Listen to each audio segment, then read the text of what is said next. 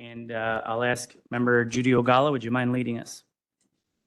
I pledge allegiance To the flag of the United States of America and to the republic for which it stands, one nation, under God, indivisible, with liberty and justice for all.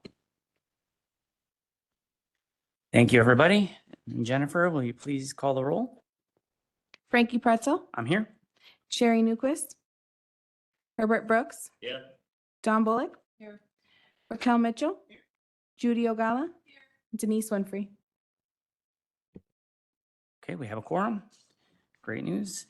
First up on the agenda today is approval of minutes from Will County Land Use and Development Committee meeting, May 1st, 2025. Looking for a motion in a second. So move, bro. Second, Mitchell. We have a motion, a second. Jennifer, you want to call the roll again? Frankie Pretzel, Yes?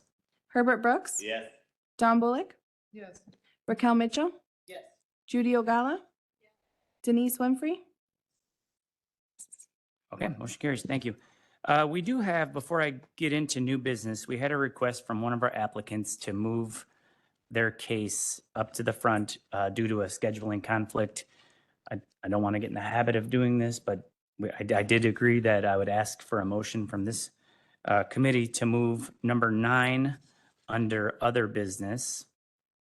First extension, SCXT 25008 for zoning case ZC 23036, Peatone Township, commonly known as vacant property on Route 45, Peatone County Board District Number 2. If you'd be so inclined to make a motion to move that to first on the agenda. We have a motion and a second from Winfrey. Can I get a previous roll? Previous, bro. We have a previous roll, second O'Gala, all in favor? Aye. Any opposed? Okay, motion carries. So first up today, number 9 under other business, first extension for zoning case ZC 23036. This is an appeal, a first extension in Peatone Township, commonly known as vacant property on Route 45, Peatone, Illinois, County Board District Number 2. Can I get a motion to put this on the floor? Second, Mitchell. Motion Winfrey, second Mitchell. Previous. We, No, not No? yet, not yet. So open this up to questions or comments from this committee for staff.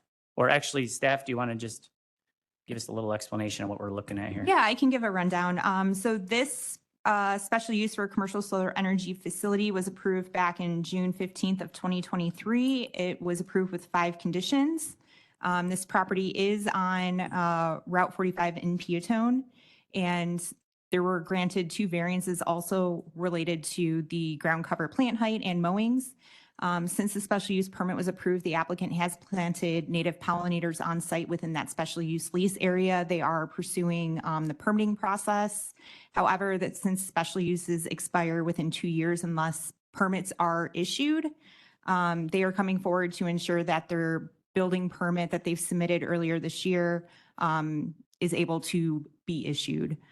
So with that, I'm happy to answer any questions, and the applicant is here for questions as well. Great, thank you. Do we have any questions from the committee for staff?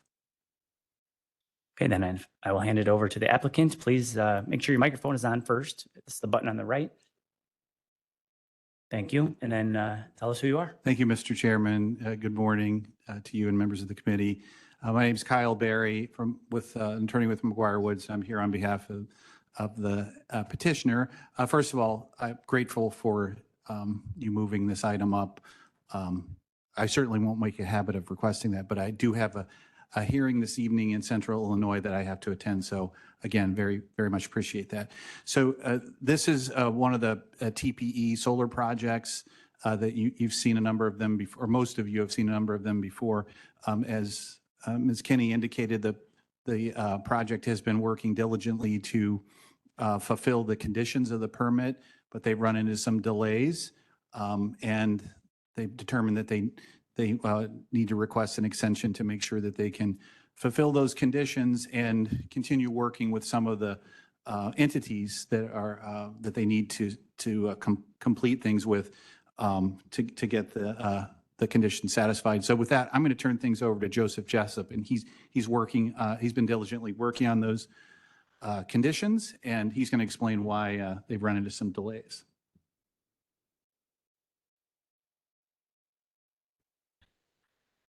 I'm Joseph Jessup. Thank you for the opportunity. Yeah, as Kyle mentioned, there's been a few kind of unexpected delays come up with getting the permits finalized for this project. And I'll just briefly touch on a few of those. The conservation plans that were prepared last year were no longer applicable as the Soil and Water Conservation District had updated their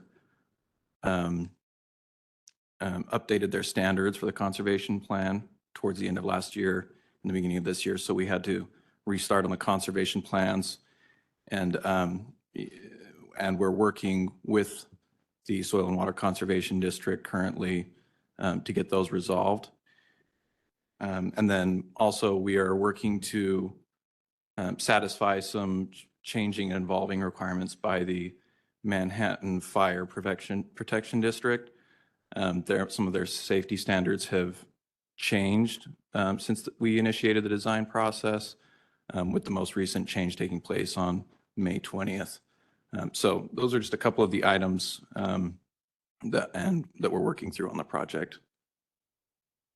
Okay. Hey, Margie, can you tell us how the board voted on this case, the actual case, not the request for extension? Yeah, give me one moment.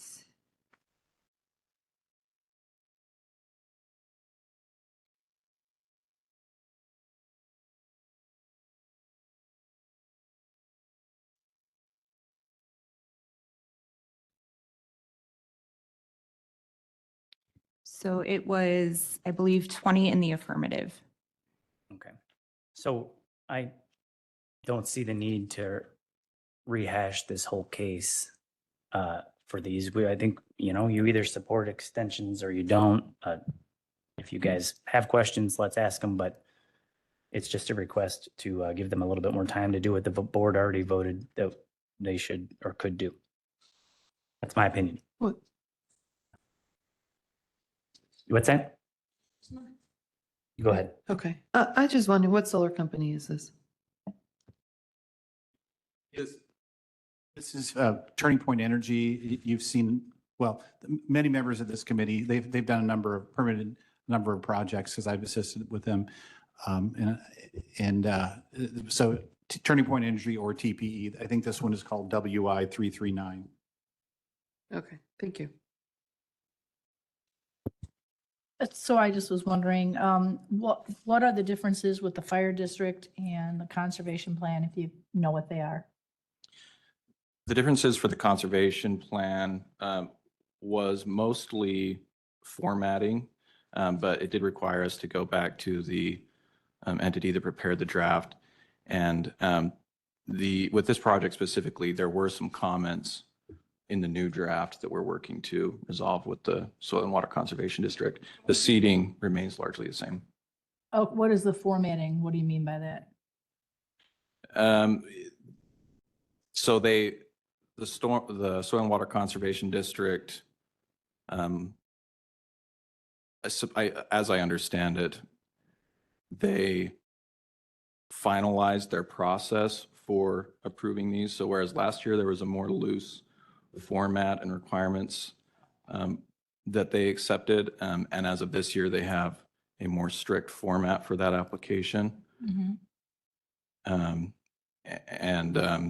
I mentioned, they also have been responding with additional comments that are actually changing the actual material of the plan, some minor things, but we expect that to be resolved shortly. And what's the difference with the fire district? So the fire district has been bringing up some, I'll say, the unexpected layout minimums to allow for their apparatuses to enter the project. So earlier this year, we conformed to their minimum requirements, widening the access roads, building more robust roads in our designs. And then on May 20th, they sent over some changes to those requirements. Essentially the same thing, wider roads, introducing turning radius, and roads able to carry 80,000 pound equipment. Okay, that's fine. So I just think that the only thing I wanted to say is I know that with all solar, we've had the issue of ground cover, establishing ground cover, maintaining it to the specs that it should be. Many of these solar companies that we've had, existing ones that never achieve that. And I know that Soil and Water has recently worked with a couple new companies that are doing a great job. So I hope you guys will strongly take consideration with that, because those who have not achieved it have trouble with water runoff and stuff like that. So hopefully you guys will work really closely with Soil and Water. So thank you. Do we have any more questions here? Okay, I think, you want to do a roll call vote on this? We have a motion and a second. Want to call the roll? Frankie Pretzel, Yes? Herbert Brooks, Yes. Don Bullock, Yes. Raquel Mitchell, Judy Ogala, Denise Winfrey. Okay, motion carries. Congratulations, guys. Thank you. And again, thank you for moving stuff. Really appreciate it. Yeah, you're Thank welcome.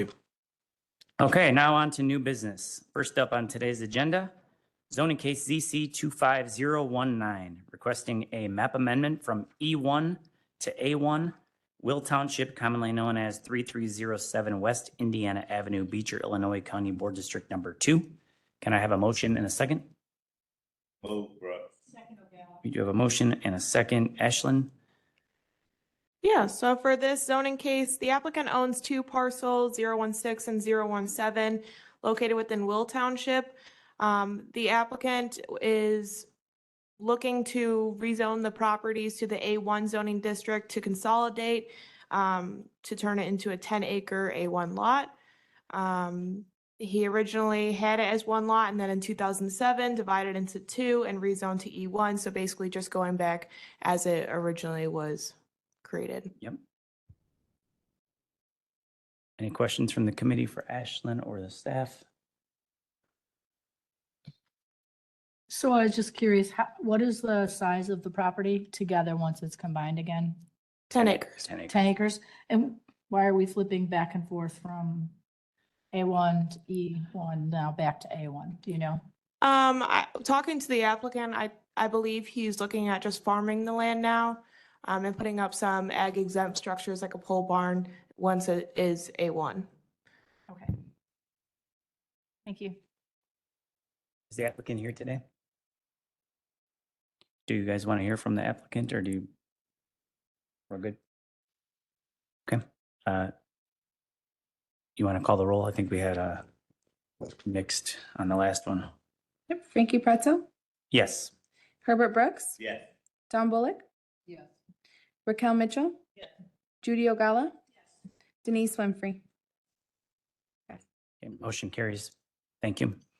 Next on the agenda, number 2, zoning case ZC 25021, requesting a special use permit for rural events, special use permit for ancillary liquor service in conjunction with allowed agritourism uses, a special use permit for similar or compatible use for rural retreat, and a variance for minimum lot frontage from 300 feet to 10 feet. In Joliet Township, commonly known as 2229 Maple Road, Joliet, County Board District Number 6. Now, are we going to be voting 3 different times on this then for 3 different special use permits? That is correct. All right, so I'm looking for a motion and a second for special use permit for rural events. Second, Brooks. Okay, we have a motion, Winfrey, second Brooks. Any discussion on this for staff? Is the applicant here today? Mr. Washburn, you want to come on over to the microphone? I think we're going to have some questions for you. Any questions from the committee for staff? Okay. Any, do you guys want to hear from the attorney representing this, or you want to vote on it? I'm sorry? Okay. Do you have any comments you want to make about it? It's your district. Okay, I was at the zoning meeting, so I heard them all. you did. I heard Nate already too, so. I was saying, if you don't need to hear me grandstand. All right. If, oh, come on up, Nate.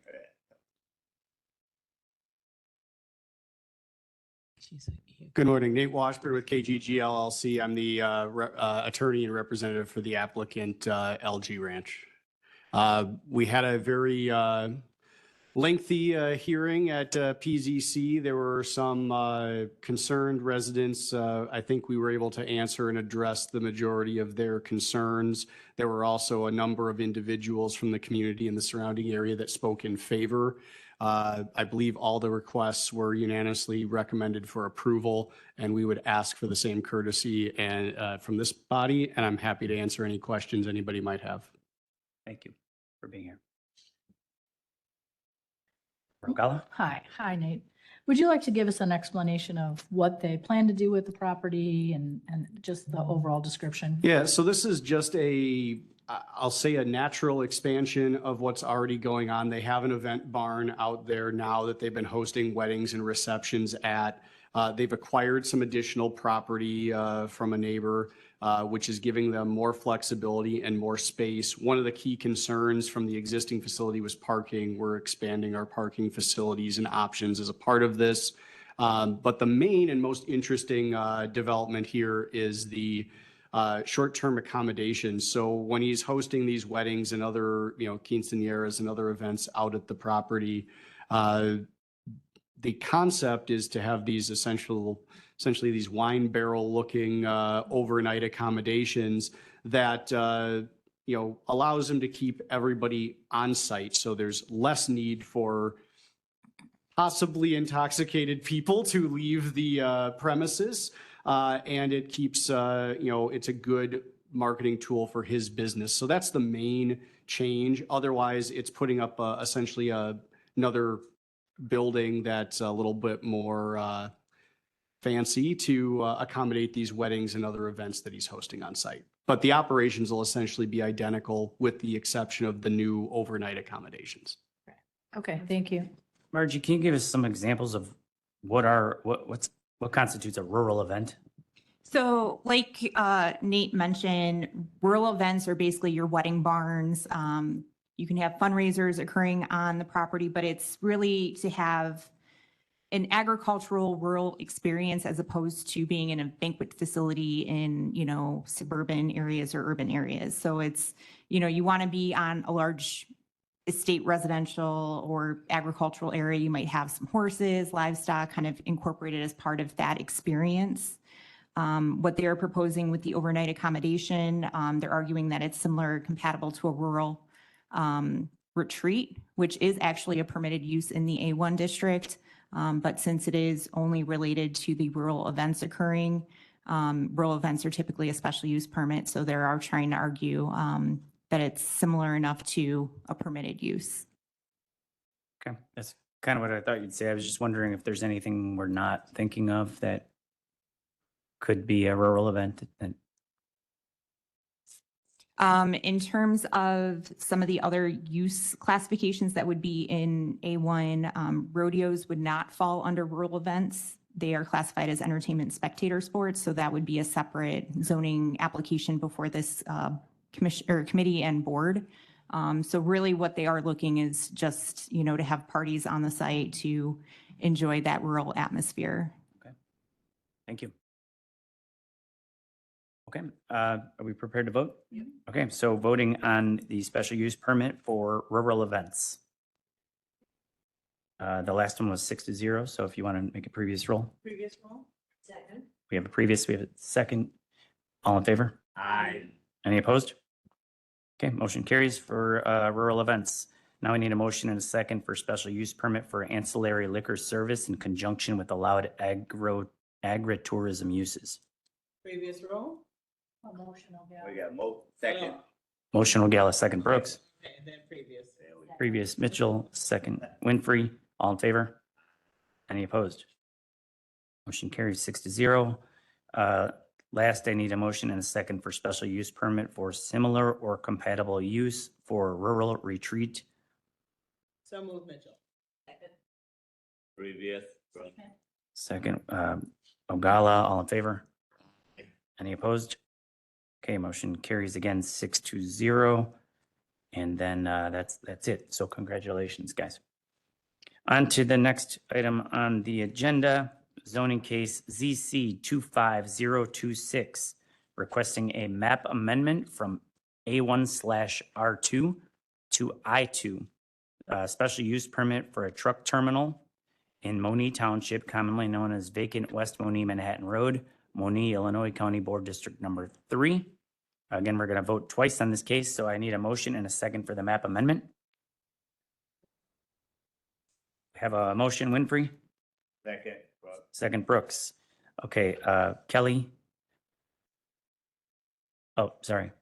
You're fine. I'll cover for Kelly today. Sounds good.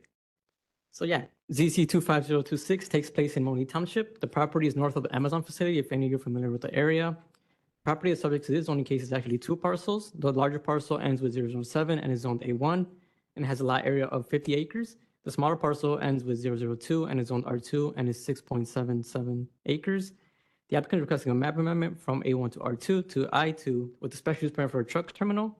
The applicant is looking to expand their business operation, which is currently located in Matteson, Illinois. For the proposed site plan, the proposed development includes 106 truck parking spaces, 53 tractor parking spaces, 42 trailer spaces, and 50 car parking spaces, with a 61,200 square foot building also on the site. The applicant is proposing operating the facility 24 hours a day, 7 days a week with gated access. The business will employ 25 full-time staff, and the applicant anticipates about 150 vehicle trips during the AM peak hours and 175 vehicle trips during the PM peak hours. As part of the special use permit, a traffic study was required, which was attached to the staff report and submitted to the Will County Department of Transportation for their review. The proposed entrance to this development is from Carl Street. Currently, Carl Street is unimproved and is under the jurisdiction of the Village of Monee. Approval from the village will be required at the time of the site development permit. Staff recommend approval of the map amendment and the special use, and the Planning and Zoning Commission voted 4-0 to recommend approval of the map amendment and 4-0 to recommend approval of the special use permit with the 3 conditions listed by staff. Thank you. I see microphone lights coming on. Member Ogala? So I have questions. What, are there any objections to this that you're aware of? Were there any objections at PZC or I know there's residential in the area? Yes, and the Meadow Creek subdivision is located Meadow Creek east. subdivision, right? Mhm. And there was a concerned citizen that came during the Planning and Zoning Commission meeting. I think she was one of the adjacent property owners. I think she was concerned with the water quality that might take a hit with this development. The applicant is here. I think he answered some of the questions about what would be required as terms of detention, preventing some spills from reaching the creek. And also, I think as part of the staff report, there was a memo included, which included objection from the Monee Township. I think they were concerned I think they wanted the development to be within the Village of Monee because they wanted, I guess, cohesiveness within the Village of Monee. I think those were the 2 main objections. The Village of Monee is requesting that they annex this property into the village. Okay. So, And do they have water and sewer there or what's that like? I believe currently it does not have water and sewer on the property. Mhm. I invite the applicant to the microphone here if you're here, over here. Any other questions for staff? Member Bullock? No, not staff. Oh, or the applicant. Okay. Please introduce yourself to us. Bill Zaleski with Advantage Consulting Engineers, 80 Main Street, Lamont, Illinois. All right, thanks for being here, Bill. And then, do you want to start with the question? or you- Sure, I'll start. Hi. So as I look at the map, in that subdivision area right there, so inquiring about fencing, what do you plan on doing with the fencing and what is going along that subdivision side? Currently, we are looking at just developing the south, from the creek south. There's going to be either a landscape berm, dense landscaping, and/or a fence for the neighbor immediately to the west. So there will be a buffer there. The same thing will carry forward once and if we move forward with the area to the north of the creek. The problem with going north of the creek is a bridge needs to be built, and it's going to be extremely expensive and long and drawn out with the Army Corps of Engineers, FEMA, and other agencies. So we're concentrating right now on the south side. And what is the size of that piece? I believe it's in the vicinity of 8 to 10 acres. Okay, general is fine. Okay. So what is So is that the other property that is on the other side of the creek, is it just staying as it is? It'll be farmed. It will be farmed. Okay. All right, thank you. So I have questions. I know that right next to you guys to the west, sorry, to the west is a residential property. What safeguards are you gonna do for them? Because I know that family has lived there. My property's been there a long time as it is.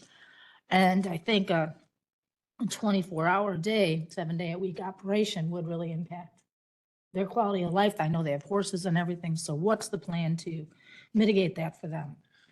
We're asking for 24-hour day operation only because there's another terminal that is located in Georgia. And the concern is when truck drivers are making their way from Georgia or somewhere else in the Midwest here, that they may not get to the site within the, typical hourly, hours that they're open. So we wanted to make sure that we considered a truck driver who would show up at 12 or 2 o'clock in the morning. It's not like we're running trucks all night long. It's for that once in a blue moon truck that gets stuck in traffic, gets a late start, or shows up too early. That's the reason for the 24-hour. Okay. And what would then your typical hours of operation be? Like 6 to 6. And again, what accommodations are you making to the neighbor to the west? Currently, the owner had said that he wanted to build a berm and landscaping thick enough so that it would not, cause adverse effects. And once again, Money Road is proposed to be expanded, and we have a 75-foot dedication going to Will County DOT. I guess it's proposed to be a 4-lane, and we have Amazon across the street. Yeah, I live out there, so I know the area Oh, well. okay. The intent is this is an operation that will service small trucking firms that supply services to warehousing and distribution. Okay. And in the, from land use, do we have it required that they will put a berm and landscape and everything to protect the owners to the west? When the owners ask for it, is that part of it? Yeah, so I can answer that. As part of the site development permit, I believe there's some landscaping required since it'll be abutting residential properties. So there has to be some type of screening. Mhm. Okay, thank you. When I look at the map that shows the zoning on, at least in my agenda here, what are all the ones that have an M classification?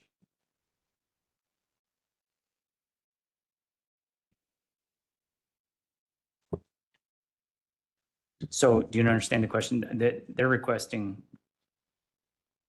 to be an I2. And they show all the ones in light blue that say M1. Yes. I can answer that question. And yeah, I believe you're looking at the 2022 Village of Moni zoning map. So the light blue is your manufacturing zoning district. Got it. That's okay. That answers that. And then it's commercial to the east.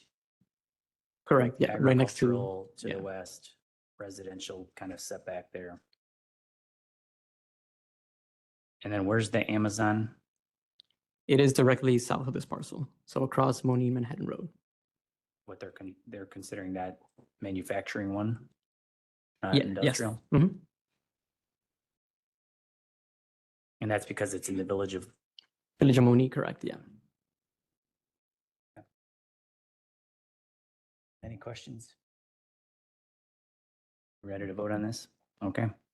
We're voting now on the map amendment from A1/R2 to I2 for a special use permit. I'm sorry, map amendment. We have motion and a second. You want to call the roll? Frankie Pretzel, Yes. Herbert Brooks, Yes. Don Bullock, Raquel Mitchell, Judy Ogala, Denise Winfrey. Passes. Okay, next I need a motion and a second for a special use permit for a truck terminal. So moved. Have a motion and a second. Do you want to do a previous roll or you want to? Judy, do you want to do a previous roll? Yes, please. Is that a motion? Motion. Okay. second Winfrey. All in favor? Okay. Any opposed? Motion carries 5-1. Thank you. Thank you. Next on the agenda, number 4 is for zoning case ZC 25025, requesting a special use permit for a truck terminal, New Lenox Township, commonly known as 16720 Haven Avenue, Joliet, Illinois County Board District Number 2. Can I get a motion and a second?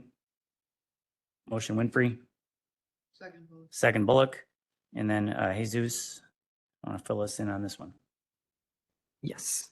So as you mentioned, zoning case 25025 takes place in New Lenox Township. Property address is 16720 Haven Avenue.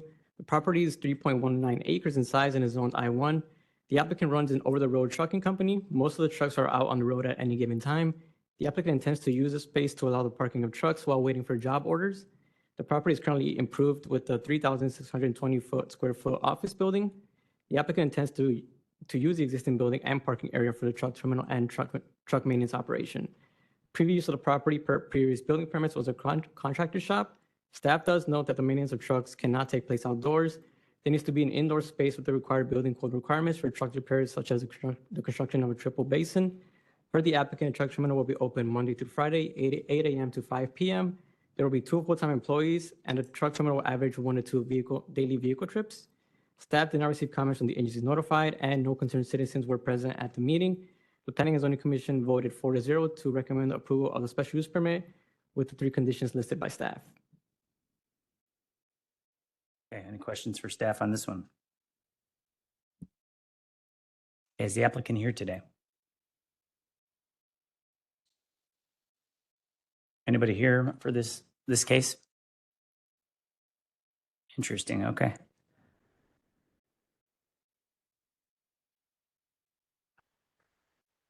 How did PCC vote on this one again? They voted 4-0 to approve. And the hours of operation, one more time, they're closed at 5 p.m. Correct. It's Monday to Friday, 8 a.m. to 5 p.m. Okay. You guys ready to vote on this one? Frankie Pretzel, No. Herbert Brooks, Yeah. Don Bullock,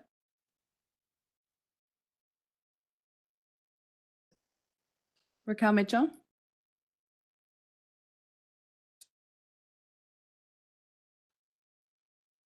I'm gonna go yes.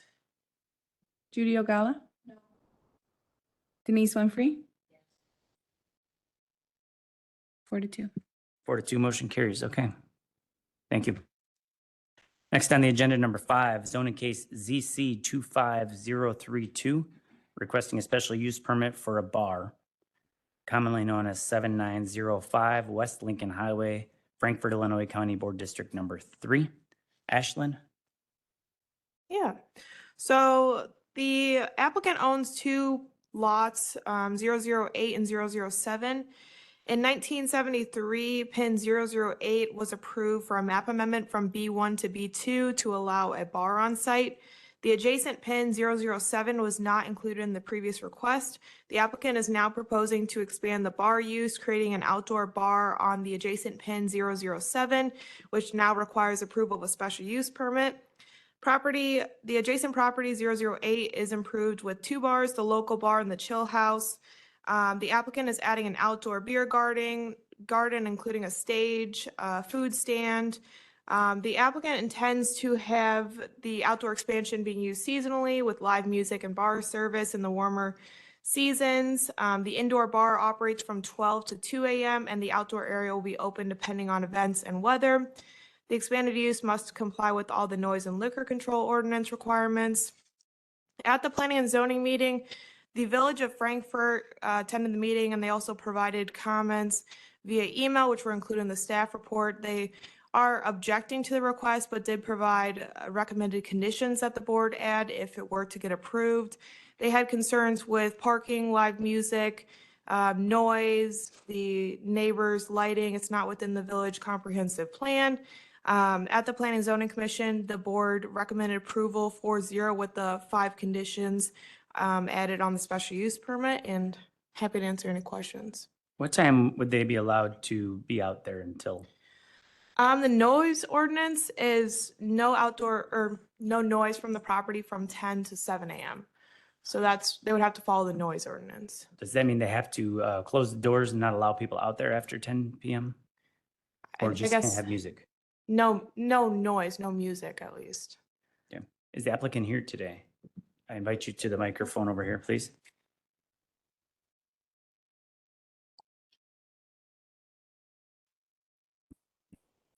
Thank you for being here. If you want to introduce yourselves to us. Good morning. My name is Anastasia Rusinellos. I'm the registered agent on this. This is my husband, Stan Rusinellos. My father, Konstantinos Dendrinos, is the owner of the property and has been since probably the early to late 70s. And we've only been involved for the last couple of years as he's become elderly and have taken over operations and remodeling, updating, things like that. Okay. And I'm just here to answer any questions. Yeah, I'm familiar with the property. I don't have a problem with what you're trying to do, but sounds like there are some concerns specifically about parking and I guess, being a good neighbor to the subdivision, which is right behind you there. Any comments on either of those? So the state actually took the parking lot in the front. So we were left with the existing lot in the back and the existing lot on the side. And that's what we've been left to use. And I've submitted floor plans to Ashland so that they can calculate based on square footage how much parking we need still, and if we need to apply for a variance. Do we know how many parking spots they have access to? We're still reviewing that in the building permit phase. I believe currently there's about 60 parking spaces, but depending on the expansion, we need to figure out if there's going to be additional parking spaces required. How Actually, many? we counted, there was 105 parking spots. There's 81, I'm sorry. There's 81 parking spots, and we are prepared if we need to do an extension of the parking lot as well. That's something that we don't want to let stop moving forward. How many people can we fit in the beer garden patio, whatever you're calling it? Well, that was the other thing. We're waiting for the fire department to give us that recommendation. We're hoping for 200, 250. All right. Which I love the idea. I'm just wondering if you had even 200 and you get 2 to a car, that's 100 cars minus Ubers and things. But I mean, Right. what would be the plan? What would happen if you had?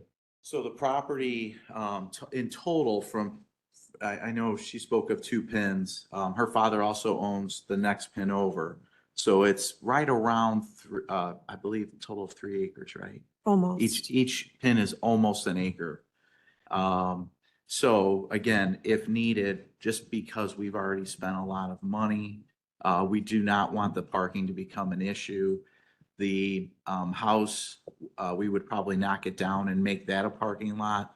But behind where the septic is, we've spoke with the environmental company and we had an environmental test or so, I can't remember. Oh, what- all of this, the what it's called. Mhm. And they kind of pointed out where we could expand the parking lot onto the same property where the beer garden is located. So it would be in the back.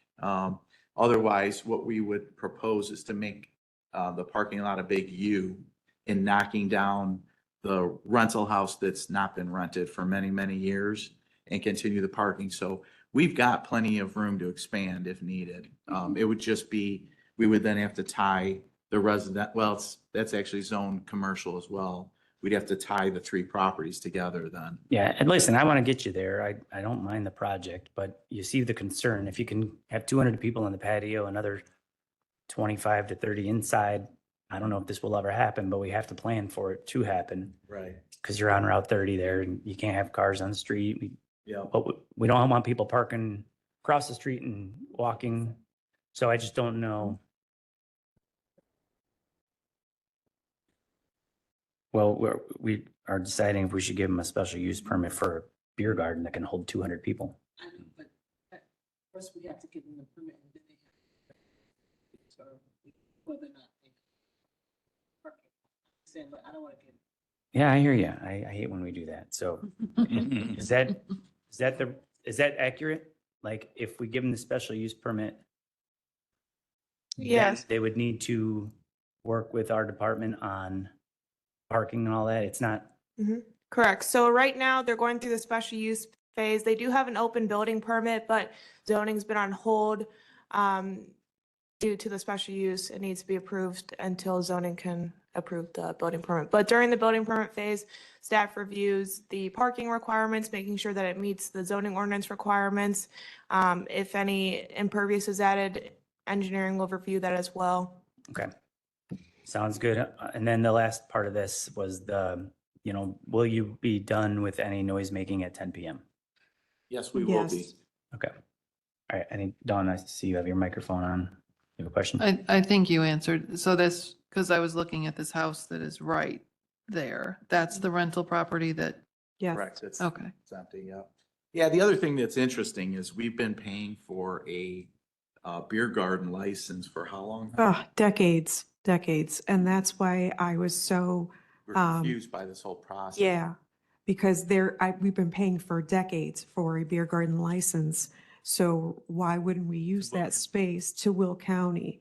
And so that's why when we were trying to make improvements and, to use that area and we're paying taxes on it, it was confusing to get this complaint. And I never knew about a special use permit. In my mind, it's like a festival license or something like that, which we're not doing. So that's why we're back here at the drawing board to figure out what needs to be done step by step Yeah. to satisfy things. We just want to comply. I know you do. Yeah, you're doing it the right way. Why are they paying for, do we know why they've been paying for a beer garden? Staff, I mean, I guess the liquor requirements and the land use are two separate departments. The property was placed into violation for building without a permit. When staff reviewed the entire property, we found that there was, the current bar at 7905 was grandfathered in, but it only applied to the exact area of the building. So we didn't have any other documentation regarding the 007 pin. If the applicant had any information, we would have definitely looked at it, but just based on it being in violation, they had to come into compliance. Okay. We have any more questions here? This is comment. I have one. Oh, sorry. Go ahead. Let's go to Mr. Brooks first. I Thank you. didn't see his light. Mr. Chairman, you live in this district, you're familiar with it, obviously I'm not. But this doesn't sound like a big heavy lift. Ashland, you mentioned 5 conditions that they've agreed to. Can you tell me what those 5 are? Yeah, so the first one is just our typical condition that we add with our special use. Upon 14 days of written notice, the sheriff's and the land use department. Second one is that the special use shall be transferable if they would like to sell the property in the future. Third one is just following the noise ordinance regulations of no outdoor music may be emitted from the property between 10 to 7 a.m. Fourth is the fence along the western side, including the 2 corners, shall consist of a soundproofing material. We added that just in case they wanted to sell the house on the adjacent property, just for purposes of noise. And then the 5th is just saying that the outdoor expansion should comply with all requirements of the liquor control ordinance, any additional licensing. Thank you, Ashland. And family, you all have agreed to all 5 of those conditions, is that Yes. right? Absolutely. Okay, thank you. Okay. Judy, I'm through. All good? Okay. You want to call the roll? We need a motion. A Oh, second. we have a motion and a second for a special use permit. Okay, Frankie Pretzel, Yes. Herbert Brooks, Yes. Don Bullock, Raquel Mitchell, Judy Ogala, Denise Winfrey. Passes. Okay. Thank you, folks. Yeah. Thank Sorry you. about that. Best of luck to you guys. Thanks. Next on the agenda, zoning case ZC 25012, requesting a special use permit for a bar in Frankfort Township, commonly known as 19816 South Harlem Avenue, Frankfort, Illinois, County Board District Number 4. Can I get a motion and a second to put this on the floor? Motion Brooks, second O'Gala. And then Jesus, you want to Yes. fill in the blanks on this one? Yes, as you mentioned, this takes place in Frankfurt Township. The property is 5.52 acres and is zone C2. The property is developed with a commercial strip mall. The applicant intends to open a bar with associated video gaming from within a unit within a commercial strip mall. A bar requires approval of a special use permit in the C2 zoning district. To obtain a video gaming license, on-premise liquor consumption is required. The parking requirements for a bar/tavern use is 15 parking spaces per 1,000 square feet of associated floor area. Staff has calculated the bar will need at least 22 parking spaces. The owner of the property has submitted a letter as part of the special use permit application stating that the business will have unrestricted access to at least 22 parking spaces. The applicant did not specify the hours during which the bar will be open, but they did state that the hours will conform to the county's requirements.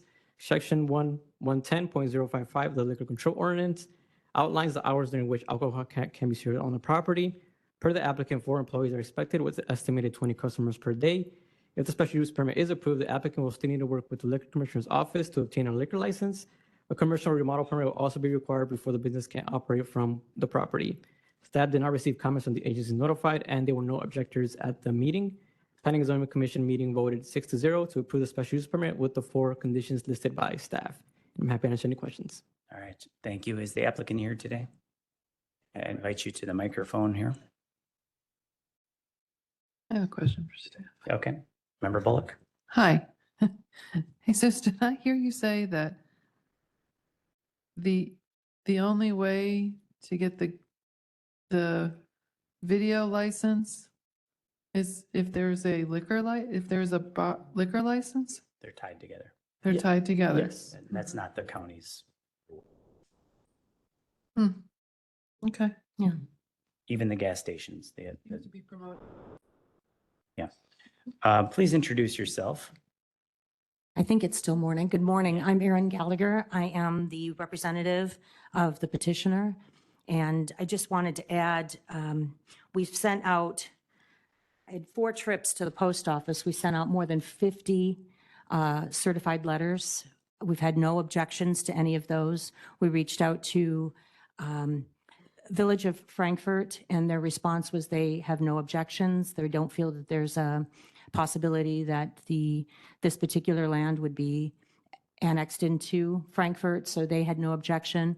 On May 19th, the Frankfurt Township had a meeting. We were on the agenda, and they took a vote of no contest, so they're in support. Several of the members of the township said that they were in support of a bar being put in this area of Harlem Avenue because there's nothing out there. And so I think with all of that outreach to the community, we've had no objections. And also the Planning and Zoning earlier this week voted unanimously in favor of this. This is a basic straight liquor license in a strip mall that was erected in 2005. We've had no issues with soil and water, no issues with environmental, because this building has been in existence a long time. And it's kind of out in the middle of nowhere in Frankfurt Township. So I think it's a really great opportunity for everyone. Any questions here? So go ahead, Member Ogala. I was just confused, Jesus. Did you say there are no hours of operation? I didn't understand what you said. Yeah, so as part of the application, there's a section application where the applicant can submit, their hours of operation. For this specific one, the applicant didn't submit their hours of operation, but it did state that it will comply with the liquor commissioner's hours during which they can serve liquor from. Which is what? I can address that.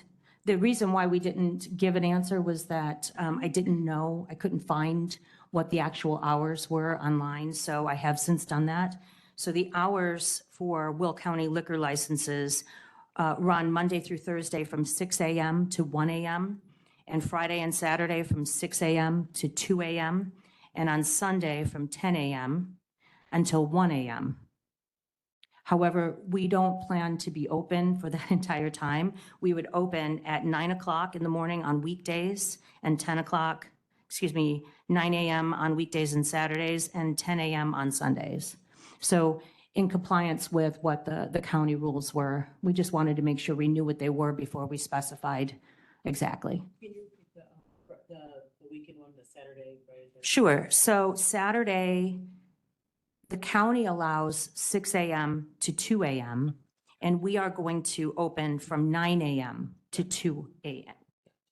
And then Sunday, were you good there? Or- Yeah, no, I got Okay. that. That's All what I right. meant. Thank you, ma'am. Yeah, she went too fast. Member Brooks?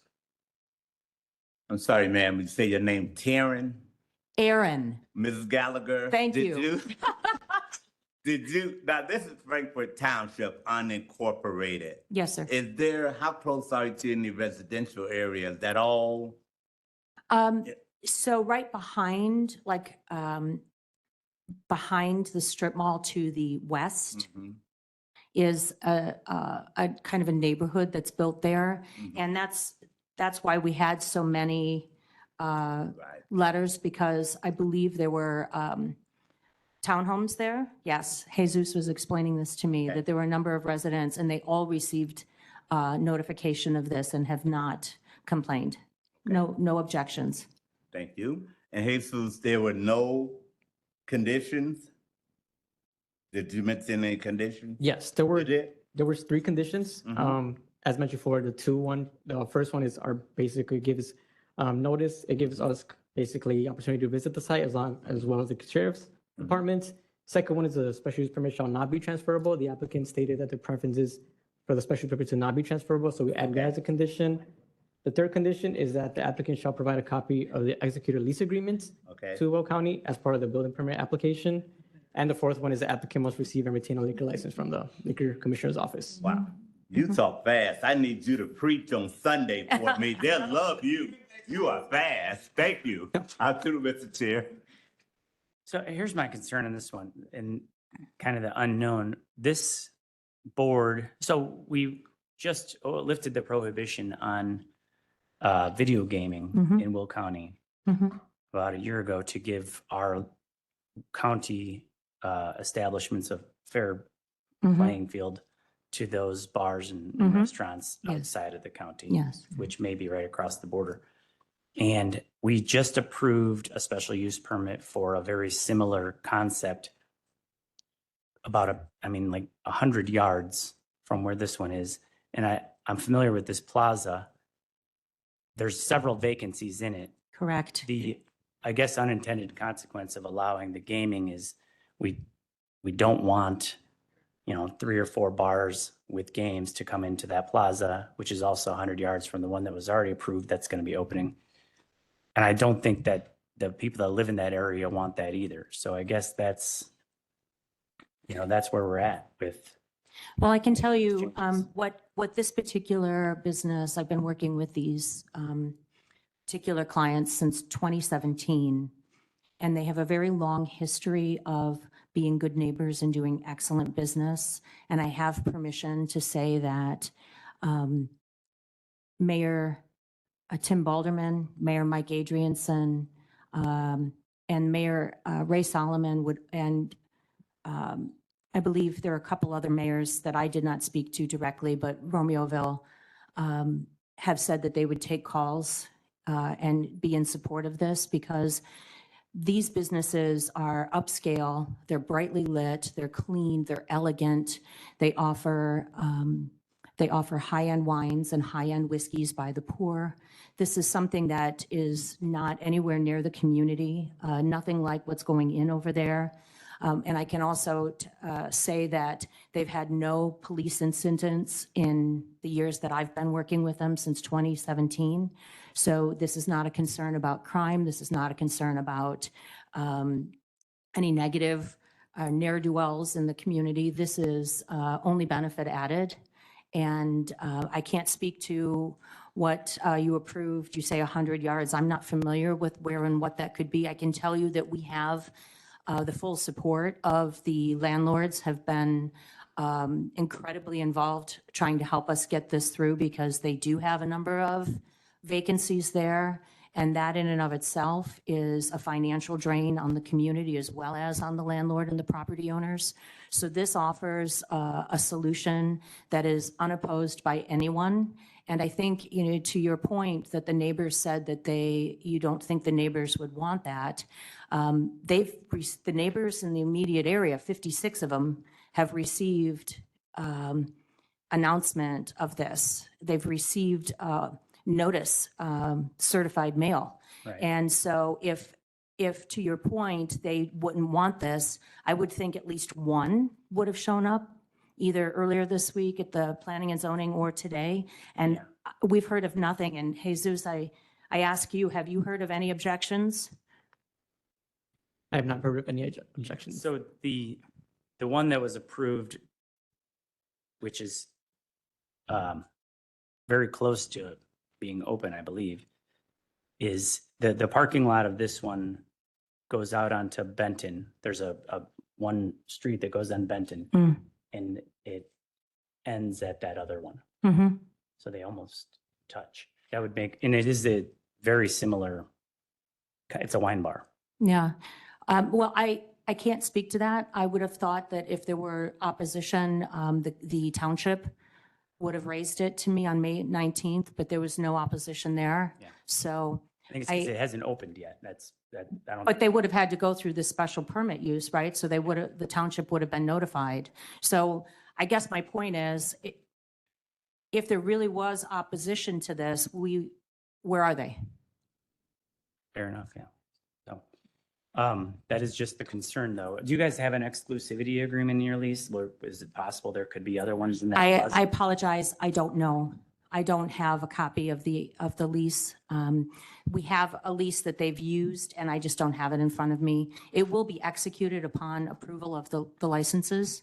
Yeah. Mhm. I just urge caution from this committee that, you know, when we lifted the prohibition on the video gaming, I did get phone calls from mayors in Will County saying that they didn't like this idea. And I think what we need to make sure we do is not allow any area to have too many of these. These are little casinos. And here we have, if this approved, two within, you know, a football field of each other. So could it be three? Could it be four? Are there any regulations against how many within a specific area in the law or in the code? So that's what we're here to decide on special use permit.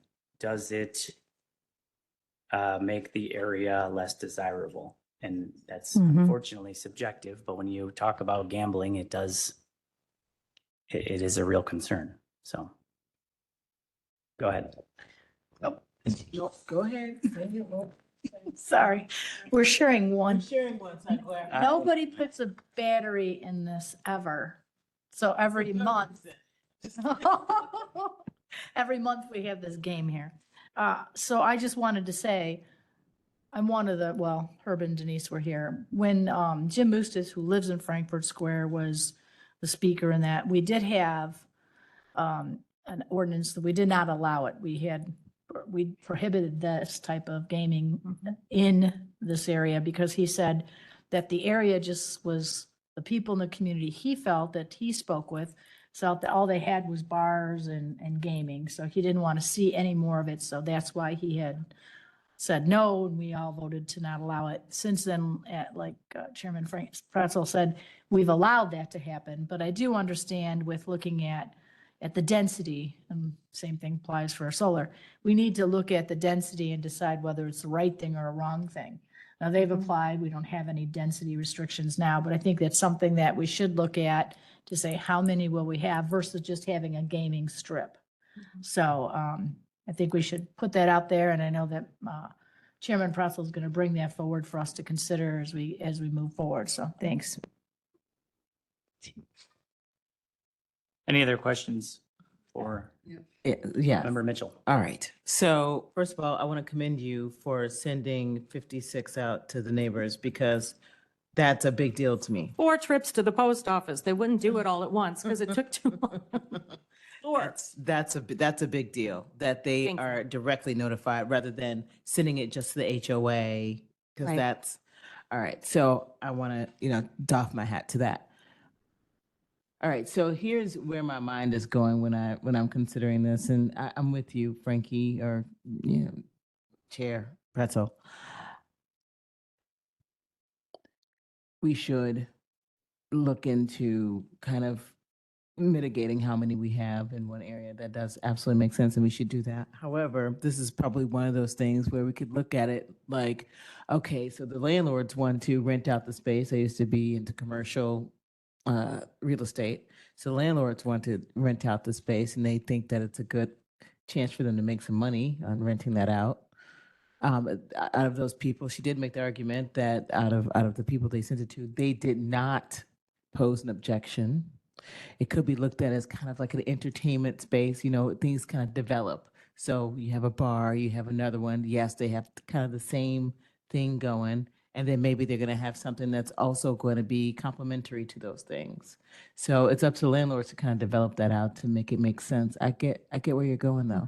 So I'm comfortable with having it. However, yeah, I do agree that we should figure out how to do this a little bit better, how to space these out in the future. And I'm not a gambling gal, so I get you. Member Bullock?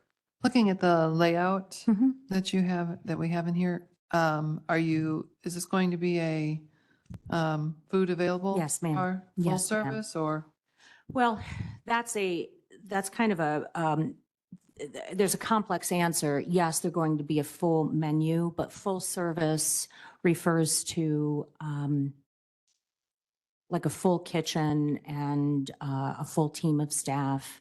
And what we have found when we did our SWOT analysis and what we found in the other communities that we're in, especially since COVID, one of the biggest challenges that the businesses and restaurants are fighting right now is staffing. One of the threats is finding people to staff it. So instead of hanging ourselves out on a limb, we have researched and my clients have invested a cooking system that costs about $25,000 called the Turbo Chef, which is what you see at Panera, what you see at Dunkin', where you can get good quality food and a menu of items without having 5 people working in the back kitchen, so to speak. So it costs my clients a lot more money on the front end, but it's an investment that they've had that will help mitigate that problem. So I'm answering your question kind of sideways, yes, but not in a traditional sense that you might expect. Okay, I'm just looking for something to tamper the alcohol. Yeah, oh yeah, well, I get it. And, you know, we've been doing this, like I said, since 2017, and never has any one of the locations that they've owned been shut down or had any crime problems, or, I mean, these are long hauling businesses and visionaries and businessmen who want to be good community partners. They are, the owner and the manager are first cousins. The owner and his family has a long history of owning a number of liquor stores throughout the county. They are good upstanding citizens, and like I said, a large number of mayors and police chiefs will gladly take your call and give support, you know, and give a recommendation for them. And I've talked to, as I said, both Mayor Tim Balderman and Mayor Mike Adrianson, myself, who've said that, you know, these are good partners to do business with. And frankly, as a female, as a woman who, if I go out to a bar, I want it to be brightly lit. I want to feel safe. I want to be able to get through the parking lot into the place. This is a facility that's been open since 2005. There are a number of vacancies. There's some economic plight with the vacancies there, but we offer answers and solutions that are safe and fill a need. And the board at the Frankfurt Township said as much. They said there's nothing going up and down there, and they wanted this. So they were very supportive on May 19th at the board meeting. One last question that may Yes, ma'am. allude to my bias. Is this a Betty's or Vicky's or? No. Thank you. Okay, so, okay. I'll just shut up on that one. Yeah, so I live in New Lenox. We do have 3 of these. I think one of them is an Ace and Vine. And I think they're great. They're nice. I think they bring in fine clientele, but Quite elegant, they're yeah. spread out. Like they're on different parts of New Lenox. Again, my concern here is it's new to unincorporated Will County. So we have a target on us. I think everybody wants to bring these to Will County, and this area has plenty of vacancies. And I think that this is number 2, and these are mini casinos. That's why they're open at 9 a.m. You know, I don't Well- know if that's the right thing to do to pack them into any one area. And we probably should have talked about this before we lifted the prohibition. The intent was to give businesses that are already in existence a fair fight, but here we go, Mhm. right? So Mhm. that's, Well, if I may, it sounds like you're going to be in opposition, and I respect that. But may I have the address of the other one? Because I'm not familiar with the one you keep referring to as being so close. I'd like to see how close it is. If you're going to vote based on that, I'd like to get some more information on that. Also, I don't, you know, I take an exception to mini casinos. I understand, I've been doing this a long time, and I understand the concern about gaming. I don't agree with the statement that it's a mini casino. I just think that that's too broad of a brush for what I'm bringing to the table. What I'm bringing to the table is an upscale, high-end wine and whiskey bar where you can get Johnny Walker Blue by the pour, Eagle Rare by the pour, some high-end scotch by the pour. So if somebody wants to try different whiskeys and scotches, they can get it in a 1 ounce or 2 ounce pour. I think it's 1.5 ounce pour. So gentlemen come in and they sit down, and it's a comfortable place that's elegant. And you can have a really nice glass of wine, and you can be a woman and come in and be safe. I don't think that that is the concept or consistent with the broad stroke of mini casino. I think that it's an environment and it's an experience. And I have a lot of respect for people who are not in support of gambling. I am fully aware of that as well. I just think that this is going to be something that is far more upscale and elegant, and the community is asking for it. yeah. The other one's not open yet. That's why I don't think the community is aware that these are going to. But but I don't understand that logic, because if you're saying that it's 100 yards away, 100 feet away? If you're measuring from the parking lot, it's less than that. And so it's my understanding, Jesus, that they would have had to go through this process, and they would have had to send notices to everyone as well. And the township would have been notified, and the village would have been notified as well? Yes? Yeah, for that case, I think that was only case 24070. I'm kind of looking at it right now. And yeah, they also applied for a special use permit for a bar. In the same. So they would have had, everybody we notified, they would have had to notify as well. So I'm saying that if it is that close, then they would have known about that just as similarly as we would have. They would have known about ours. Yeah, fair enough. But yeah, the same concept, high-end wine, I remember. But any other questions here for the applicant?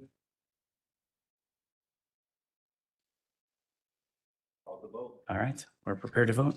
Okay, Frankie Pretzel, I'll say yes on this one. Give it a fair chance to go to the full board. Herbert Brooks, Yeah. Don Bullock. Yes. Raquel Mitchell. Yes. Judy Ogala. Yes. Denise Winfrey. Yes. Thank you all for important discussion. Yeah, Thank you. congratulations. Next on the agenda, zoning case ZC 25016, requesting a map amendment from R5 to R6, special use permit for a multi-unit building in Joliet Township, commonly known as vacant property at the corner of Algonquin Street and Copperfield Avenue, Joliet, Illinois County Board District Number 6. I believe the applicant has requested that we postpone this to July 6th meeting. They're not ready today. Can I get a motion? July 3rd. I'm sorry, July 3rd. We have a motion to, for that Postpone till July. and a second. Last was 6-0. We'll do a previous roll. Previous. Previous, second Winfrey, all in favor? Any objection or any opposed? No? Okay, we're postponing to July 3rd. Yeah. Oh, yeah. Can I get a motion for just a 5-minute recess here? Motion second, all in favor? Okay, sorry, we need a bio break.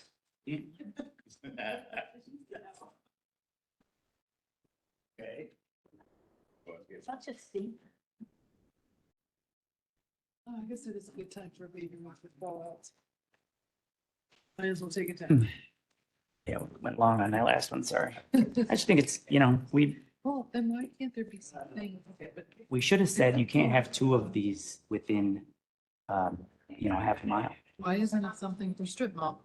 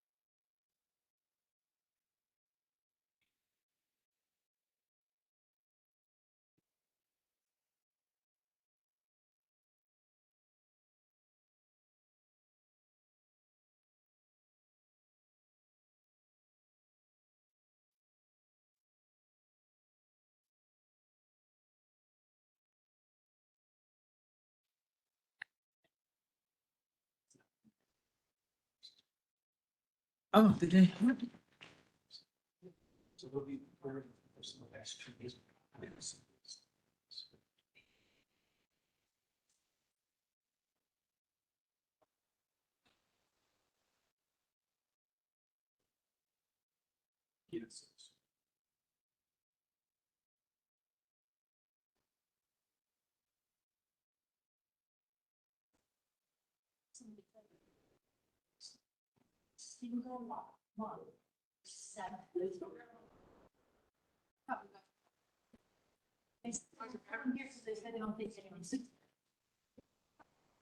Denise with their shining marker blue.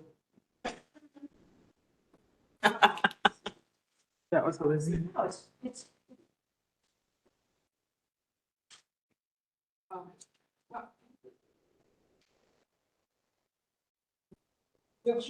Yeah, need a bar down. Phil. Yes.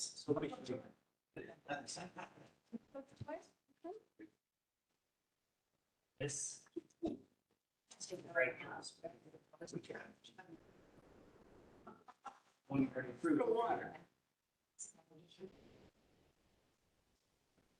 Weeks ago.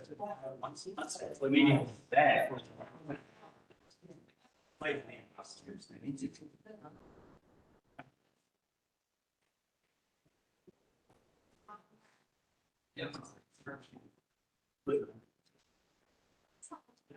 I know.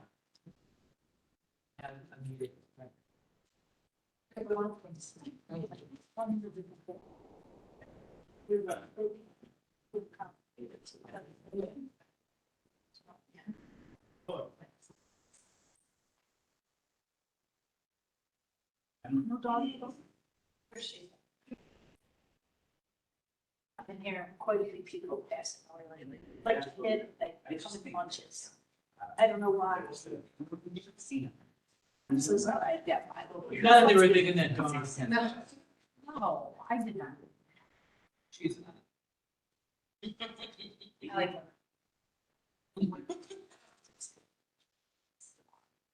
It does help. Helps a lot. Ready to back into session? Can I get a motion to get us back? Motion, return to session. We have a motion, we have a second. I guess we can do a roll, or all in favor on that? Okay, we're back, baby. All right, on to other business. First up, amending sections 155-10.10 for accessory uses, accessory dwelling units, methods of creation, size, and of the Will County zoning ordinance. Sorry, that was a little bit of a mouthful. Colin, what do you have? in It's what we have to do. Okay, so we had the public hearing on Tuesday night for this text amendment.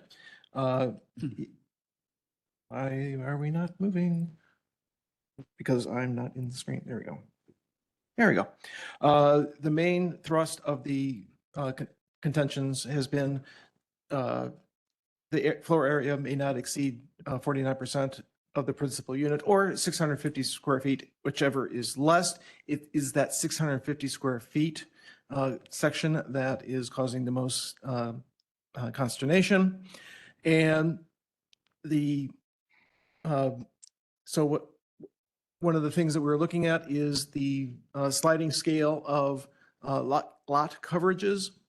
And after the public hearing, we have discovered that it really wouldn't, how the language was originally written, how it was presented to you previously,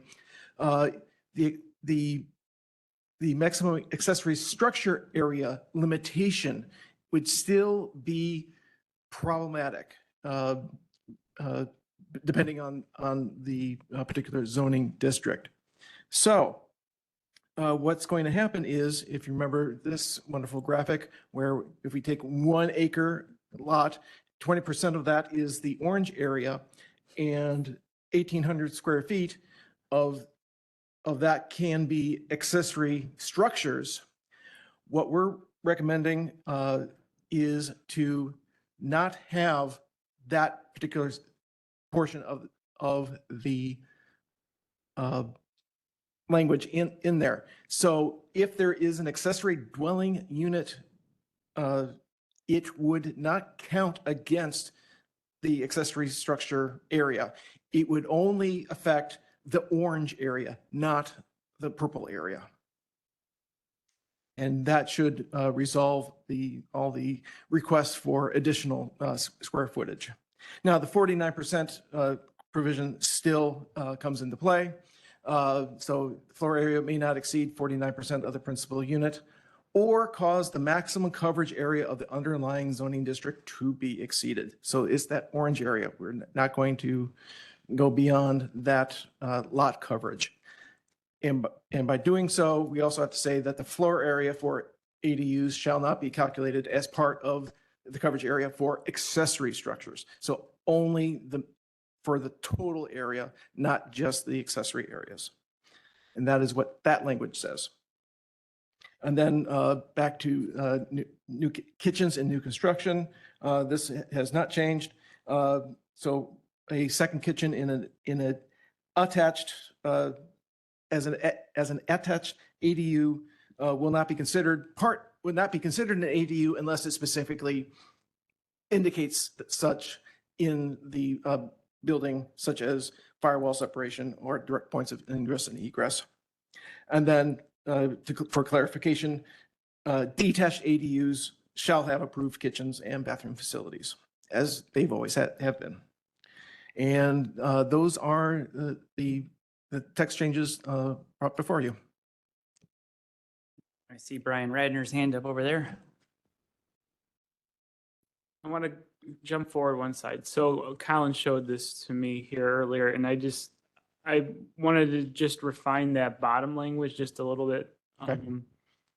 Because in the second bullet point where it says the floor area for maximum accessory dwelling units shall not be calculated as part of the maximum coverage area, or it should say maximum building area.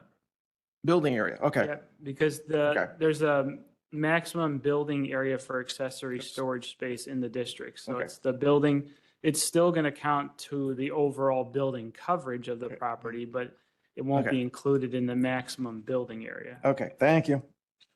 And that's correct, Margie, right? Yeah, so typically we're basically trying to exclude the accessory dwelling units from a variance for maximum accessory building area going forward. If they were to come forward and they met the requirements for the size, where they would have their building area to accommodate a detached garage, an attached garage, but not a second dwelling on the property. Here's mud.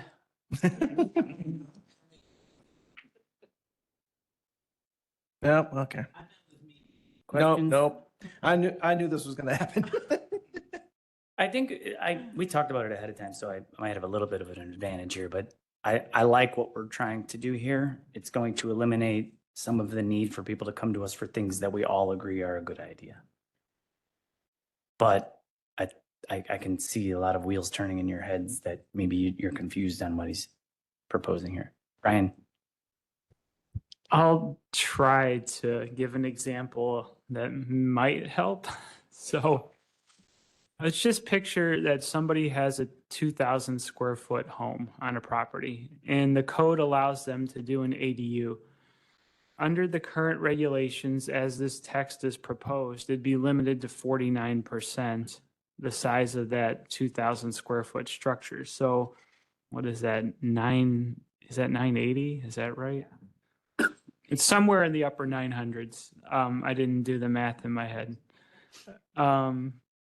So the problem with that is that if you're going to allow up to 980 in the ADU, that ADU is counting towards the maximum accessory structure size in the property. And that same person already has a garage that's probably 600 to 900 square feet. And if the district has a limit of, let's just say, 1,500 square feet, now you've limited the accessory, the ADU size to like 600 square feet. And that's what we are trying to get away from. That's what's causing all the need for the variances. So the one part of allowing up to 49% helps, but it only helps if you don't include it in the accessory building area calculation for the overall property. Brian, why does an attached garage count as accessories? That's just how the code is defined. So I think a attached garage shouldn't be part of the. Yeah, whether it's detached or attached, that space is included in the maximum allowable accessory building area. Yeah, is that something? And it's not part of this text amendment, so we wouldn't be able to change any of that. But if that's something you wanted to look at again, we could revisit that. That is something that this board can change. Correct, but not part of this amendment. Got it. Yeah, and it's not on the agenda, so we can't talk about it, but. All right, do you guys want to hear more about this? You have any discussion? You like the track that he's on? More questions. Okay, go ahead. I do have a question about the kitchen. Can we go to that and just, I'm not clear, Colin, not yet. I'm not there. Are we saying that we can have a kitchen in the, I don't understand. Yes, what that says. You can have two kitchens in a principal dwelling unit without it being considered an ADU. That's what that's saying. Yep, we have to do the language correctly. In the main house, Yes, correct, yes. but as soon as you put it in the non-attached house, Then it becomes, yep.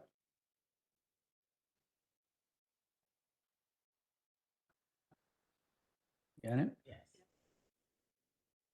I think the concern is that you're creating a second house and people don't want renters as neighbors.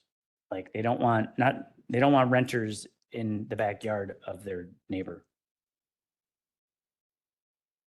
So they don't want the kitchen line? Yeah, I just think that's one of the concerns why codes are written the way they are. If you don't have a kitchen, they can't rent it out. You're saying why it is the way it is now, not the way we're writing it. Yeah, well, the way we're writing it is to eliminate some of the people coming to us for variances and things. Right, but I don't think it's, I mean, like, if my neighbor's family comes to live with them, that's none of my business. Like, why, if my neighbor's family comes, it moves in, if, you know, if mother-in-law and father-in-law comes to move into my neighbor's house, Have you thought that through though? Because now you have extra cars on the street. Yeah. but we can't control that right now. You can by not allowing some of this stuff. That's why you got to be careful. Listen, I think if you can afford to put a second house in your backyard, you know, for your pool, and it has a kitchen and a fireplace, like, good for you. But when you start renting it out and now I have 5 cars in the driveway and 2 on the street, then it does change things. I live in Bolingbrook, and that's like that's normal in Bolingbrook. Like, it's normal to have cars stacked up and then some even going the other way across the driveway. I mean, like, that's very common. Yeah. Well, the purpose of this particular section is to allow a second kitchen in the main building, the principal dwelling unit, to allow a second kitchen without it being considered an accessory dwelling unit. That's what this purpose. I totally support it. Okay. Judy had a question. Okay, so I get that. I totally support. I wish I had a second kitchen myself, one to make a mess and one to actually eat in, right? Yeah, right, come in here because The the butler's kitchen's. kitchen, you want the. Right, I want that. My house isn't big enough, but I do want one. So I get that. And then if there is an ADU, we're saying they have to have a kitchen and a bathroom. Correct.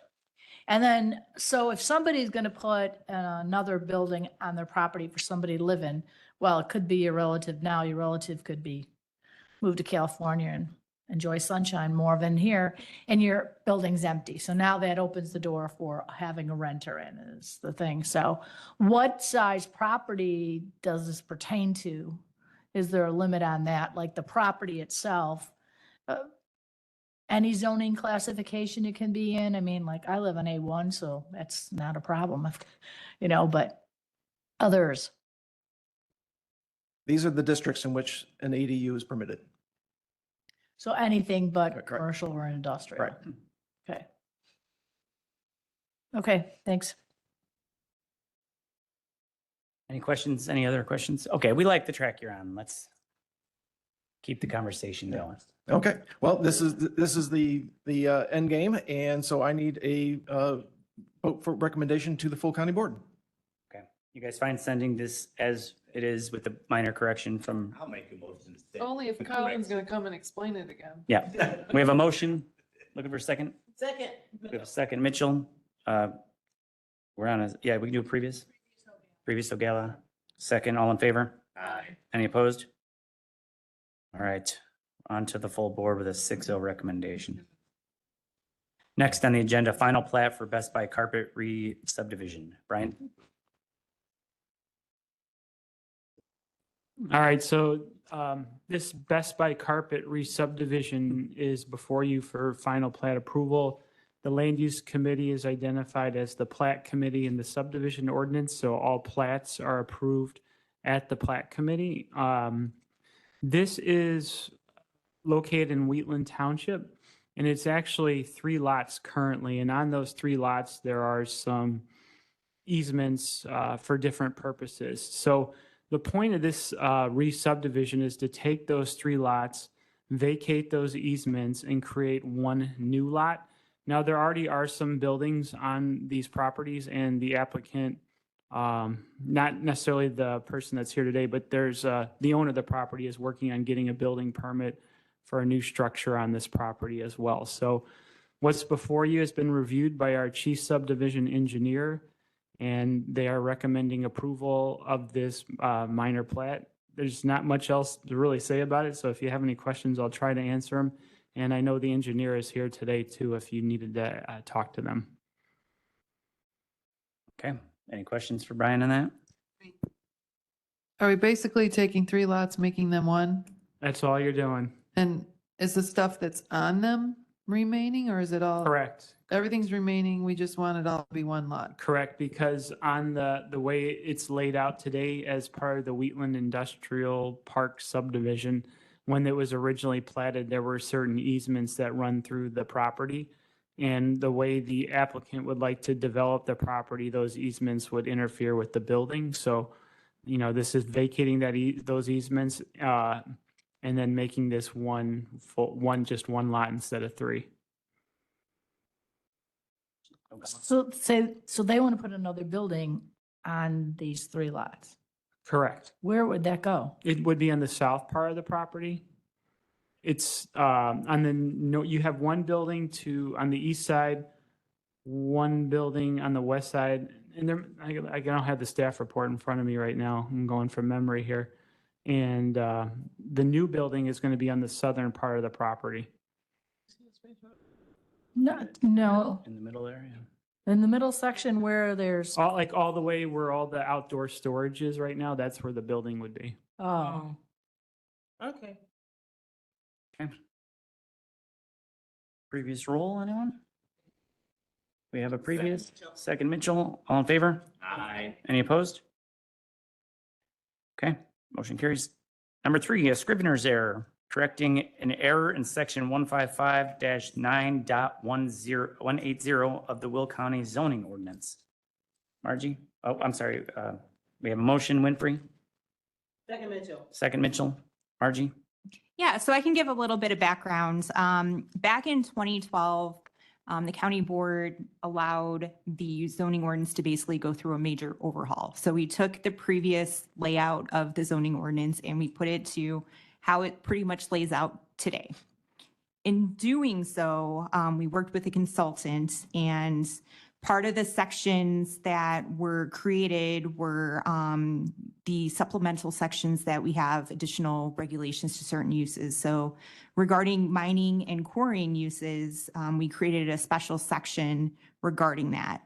The section actually started out saying mining and quarrying may be approved with a special use in the A1, I2, and I3 districts. Or, excuse me, it said in the ordinance that the special use is required in A1, I1, I2 districts and subject to all the following regulations, which then pulled from the zoning requirements that existed in previous zoning ordinances going back to, the 1940s when the county first adopted it. However, the use table stated that quarries and mines required special use approval in the A1, I2, and I3 districts. So this scrivener's error is really just clarifying that under the supplemental section, it's going to mirror what it states in the use table, where the mining and quarrying require special use permit approvals in the A1, I2, and I3 districts. We have not had an I1 designation come forward to the county board for mining and quarrying. There was no comments during the zoning ordinance updates in 2012 or 2018 that would trigger the county board wanting that change. So it's really just reflecting what the code should have basically stated from 2012. Let's fix it before it becomes a problem. And say it one last time. A1, I2, I3. Correct.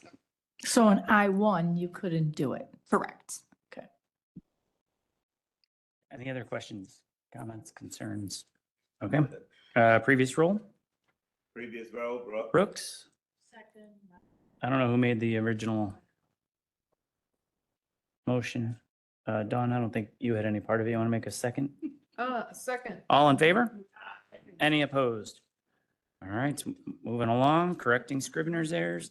Number 4, overturning the decision of the Planning and Zoning Commission and approving an appeal for zoning case ZC 25002, Crete Township, commonly known as 24948 State Line Road, Crete, Illinois, County Board District Number 3. Can I get a motion and a second?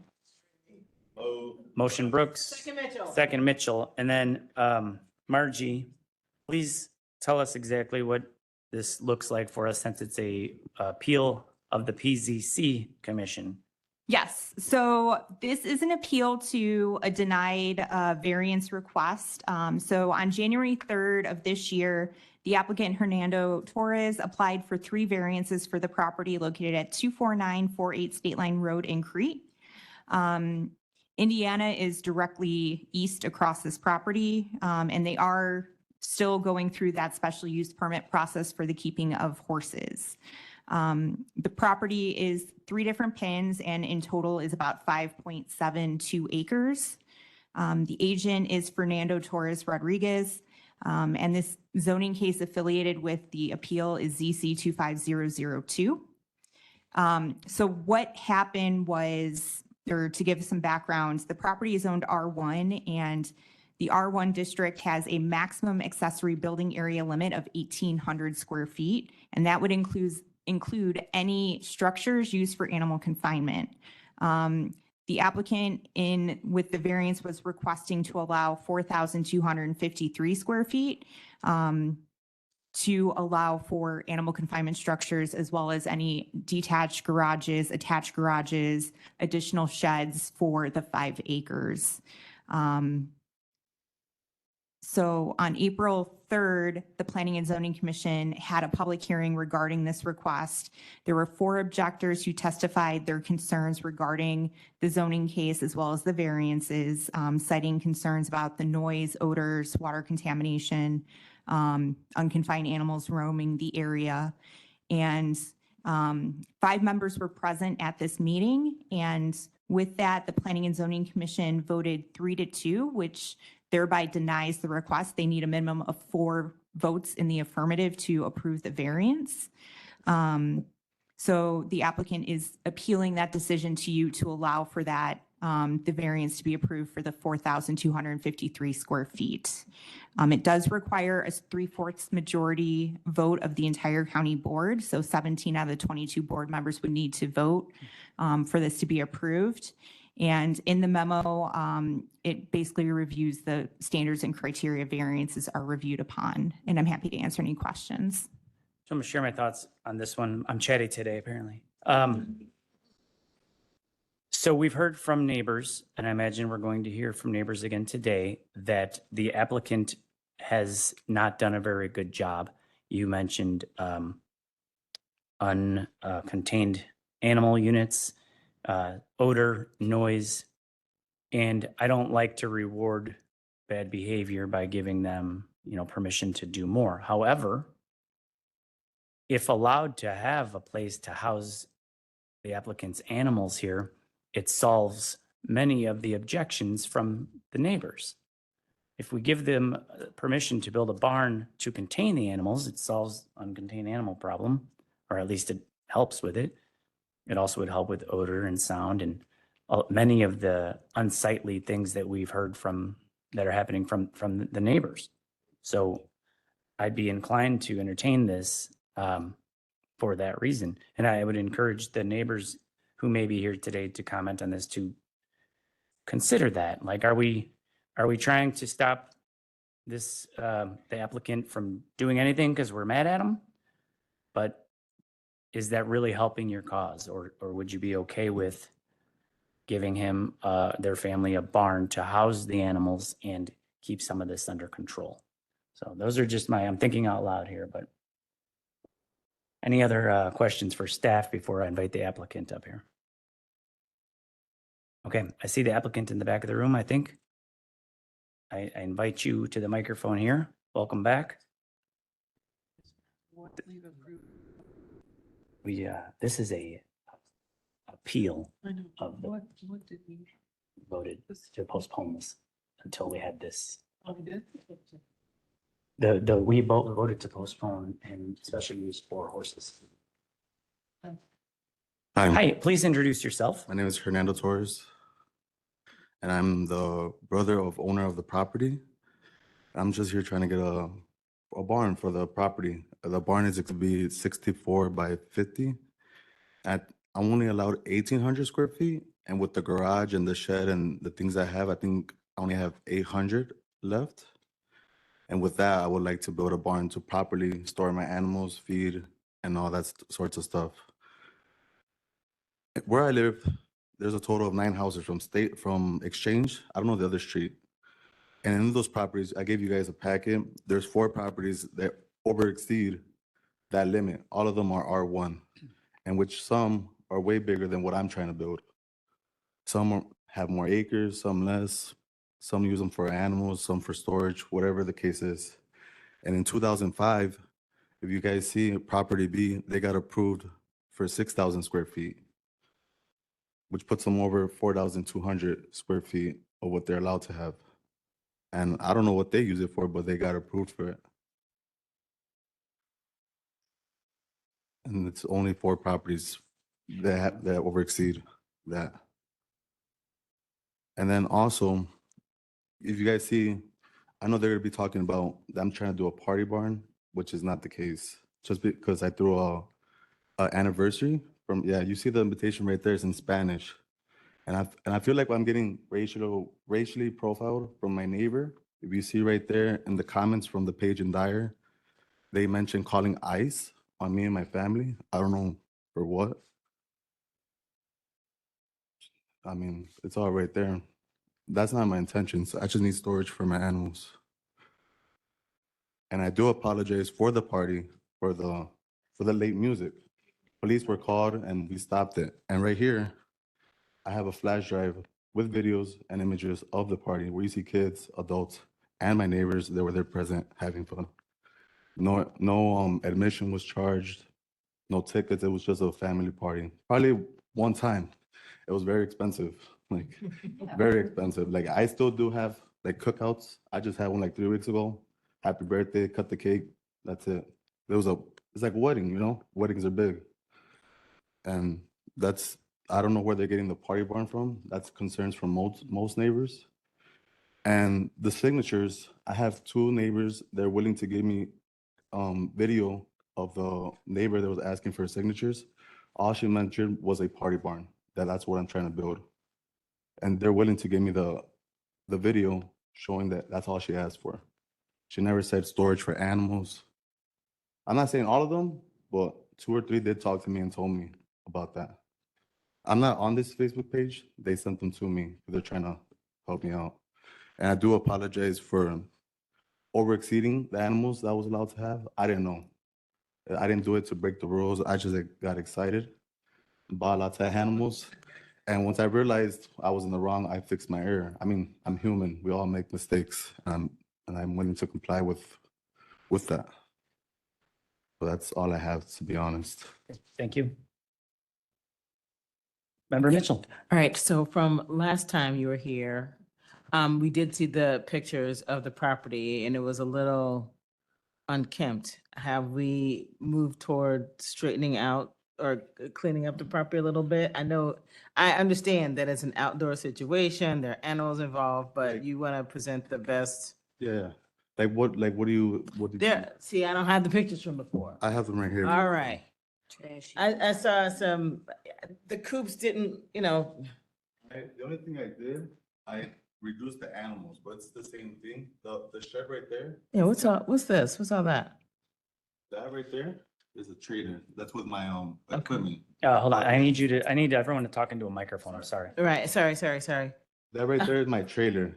And the other thing right there, those are dog kennels, like 10 by 10. And the reason they have the tarps, because it's like a fence, and the weather's pretty bad. Right. So it goes both ways. I don't have a tarp, my animals are gonna be freezing. And if I have a tarp, it keeps them warm and safe. Okay, I got you. Are you going to be getting rid of some of this if Oh, allowed to build the barn? If I get the barn, I'm gonna get rid of that because I don't like the way they are. Okay. Yeah, I'll get rid of that. And I'm thinking getting rid of that shed where they're at because I really don't need it. It's already falling apart. No more tarps and eliminating some of the buildings that are No, falling down. that's what I need. That's my Because Yeah, that's exactly my point, Frankie. in the barn, I will be putting 5 stalls, pretty big stalls. Usually of what I've seen, everybody, the smallest stall they can make is like 8 by 8, which is really small. I like to make them like 15 by 15 or 20 by 20, which is a pretty good size. Because I don't plan on leaving them loose when I fence up, because I'm never home. I'm a landscaper. I cut from 7 to 7. So I don't want to leave an animal loose and maybe get out. So I'd rather have them in their stalls where it's big enough, water, clean shavings, that sort of stuff. Member Winfrey, sorry. Yeah, just quick on the statistics. The barn that you want to build is what size? 64 by 50 exactly. And the allowed is, They're allowed to have 1,800 square feet. But typically, the R1 district is about an acre in size. So this property is 5.7 acres, so it's definitely larger than that. still you couldn't have the larger barn with that much land? Correct. So 1,800 would be like 45 by 40. That's, No, I think it's less.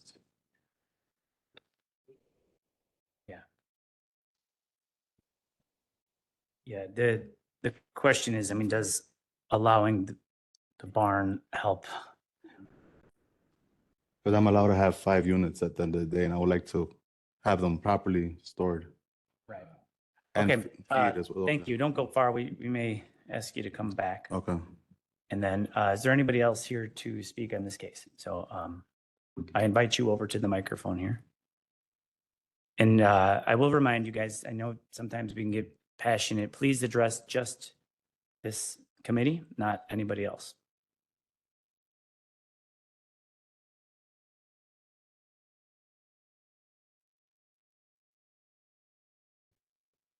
Welcome. Please introduce yourself. Good afternoon. My name is Natalie Batondo. I'm a neighbor. I live at 25004 South State Line Road. We have a neighbor, one house in between us.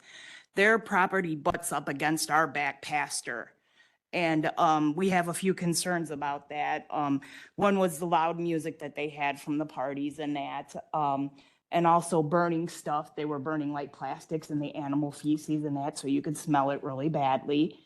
Another one is they are trying to do something with our fence line, and they had already cut down berry bushes that we had for years there, that we would take the berries and we would make jellies and we would go to craft shows and festivals and that. So they've already impeded in our work, in our making money by pulling those bushes down. So it takes years to get those back. You just can't plant new ones. And they're doing modifications to the fence line now, which we don't know what they're doing because nobody has ever come and talked to us or anything. Whose fence is it? It's our fence line that butts up against their property. Our back pasture bumps up against their property. Is it your fence? Yes, Okay. And your berry bushes? yes, they were our berry bushes. They're gone now. Okay. And that's what our problem is with it. All right. Thank you. Thank you. Most of it was left in the other. Please wait one second. I'm sorry. We do need you to speak into the microphone because we have people sorry. online. I think a lot of it was also addressed. What's your name? I'm sorry. My name is Tina Espino. I live with her. Okay. Yeah, so I Go think ahead and most say- of it was addressed in the letter, in the first letter. Yeah. That we turned in. Okay.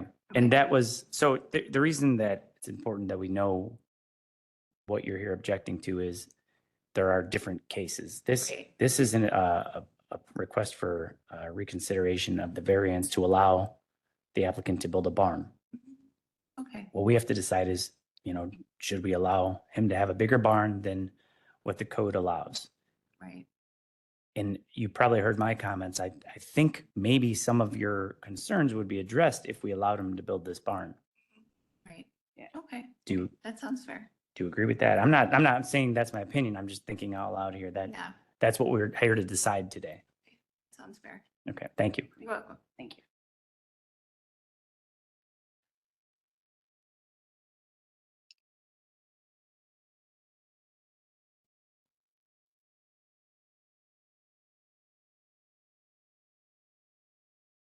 Welcome. Good afternoon. My name is Denise, and I am a concerned homeowner that lives in the Prairie Trail subdivision, so I'm on the Indiana side. I've been to the other 3 hearings and spoke that I am against the maxillary building. Mr. Putzel, yes, I do agree with you that the animals do need a building, but they don't need that large of a building. That large of a building will allow for, this is the concern that we have. The large party barn wasn't just made up fictitiously. We are very good neighbors. We abide, we help each other out. We're a community. It doesn't matter, Illinois side. I know the majority of the members that are, I'm sorry, not members, neighbors that are on the Illinois side because I've been there for 20 years. The concerns are, and they stem from this. Both of Hernando's parents, and the father does speak broken English, had mentioned to my fiance that the intentions for this barn were for a party barn. My neighbor Jeanette spoke out at one of the hearings that she had a conversation with Hernando's mother in Spanish, and the intentions are a party barn. So this isn't something made up. This is something that was actually said by the Torres family members. This is what we don't want. We already have party barns. We have on Exchange and on Clemmy, there are 2 older barns that rent out spaces and they have parties during the summer. And then during the middle of the night, then they shoot their guns. I don't know what that's all about, but that's what happens. 2 o'clock in the morning, loud music, we can hear it all in the neighborhood. And then once they get all riled up, then they shoot their guns. So I believe that the reason Hernando is denying that this was said is because now he is aware of the negative impact with all the surrounding neighbors and with the signed petition that has been submitted and on record of the residents that we are against this building in fear of this coming true of a party barn. Last May, the Torres family did have a large party with a mariachi band and a DJ. The party was hosted in the front yard, not in the backyard where they have acreage. They had a loud speaker that faced State Line Road. So all of Prairie Trails could hear their loud music with the mariachi bands, and in between them switching out players, they had a DJ. This music went on until 11 p.m. They promised the neighbors on State Line, and they are elderly, that the music would stop at 9. And that's when the ordinance is on a Sunday. It went on 2 hours past what they promised. So I am the one that called the police to get it shut down because it was unruly. My windows were literally shaking because the music was so loud, because the speaker, like I said, it was facing towards my backyard. My house is directly behind his off of State Line, but on the Indiana side. At these hearings, Mr. Torres has proven that he hasn't been totally truthful. He doesn't adhere to the regulations and laws. His excuse is that he wasn't aware, but yet he kept doing things that he knew he wasn't permitted to do to see if someone would catch him and report an issue. He hasn't abided to the 5 units until just recently that he was granted on April 3rd, and has admitted to having animals for over a year without special use permit. Also admitted to having peacocks, but they had disappeared. They disappeared because they weren't properly taken care of. Hernando claimed that at the hearing on May 15th that there were roosters on the property when he moved in. This is not true. The original owner of the house never had any chickens or roosters. The owner only had a dog. That house also sat vacant for months before the Torres family moved in because Miss Janie passed away. So it wouldn't have been possible for roosters to survive before he moved in. Another fabricated story was when Miss Christina Gomez spoke at the May 15th hearing and stated she resides at the Torres residence with our autistic child. If this is true, why is it that May 15th, the first time that my neighbor Jose Lopez and myself noticed this so-called neighbor? Because we've never seen her. She's playing on the heartstrings of the voters, stating that she believes having more horses will be good therapy for her autistic child.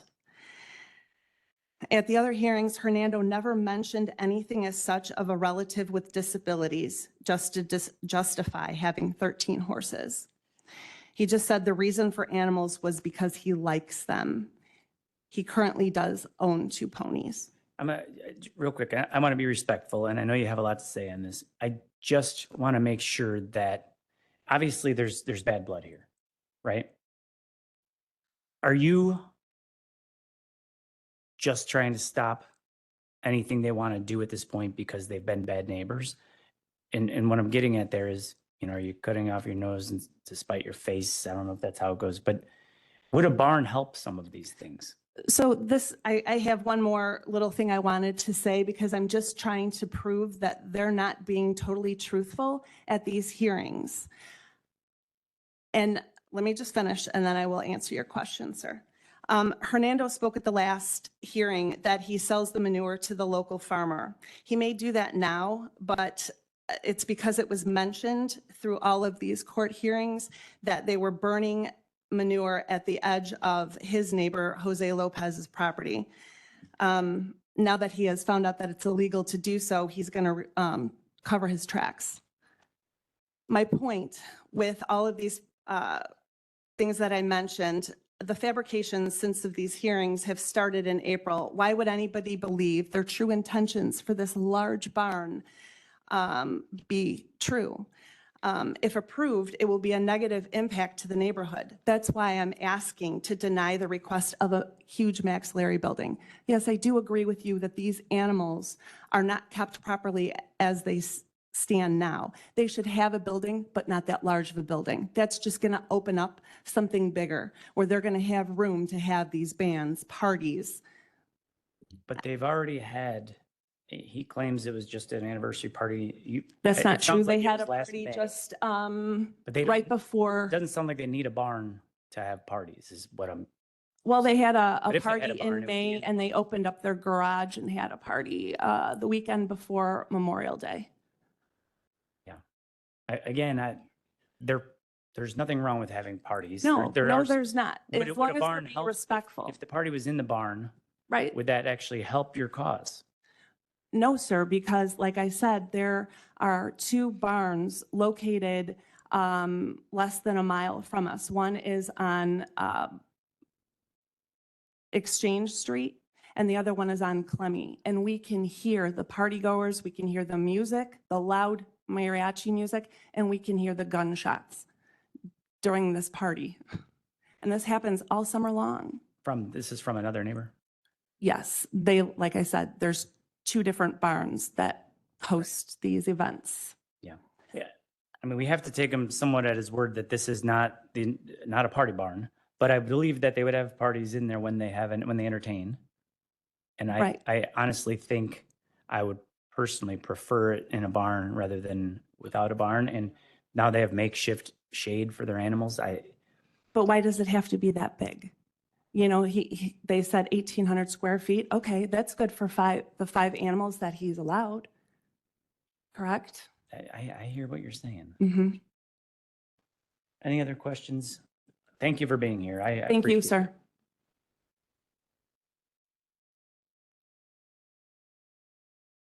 We just need clarity on how many animals are we talking about? How many animals are going to be in this barn? How many horses? Well, we haven't, sorry. Or whatever it's going to be. He does not have special use for horses. How many animals are going to be in the barn? Because I'm trying to figure out, total. I'm trying to get an idea of what we're. Go ahead. I can shed some light on that. By right, he can have 2 goats, up to 60 pounds in there. If he gets approved for the special use permit for horses, he can have up to 5 horses. So that would be potentially 7 animals. And then chickens would be based on total acreage. I think he can have up to 100 chickens. I don't think that's really I think up to 100, because it's based on square footage, essentially.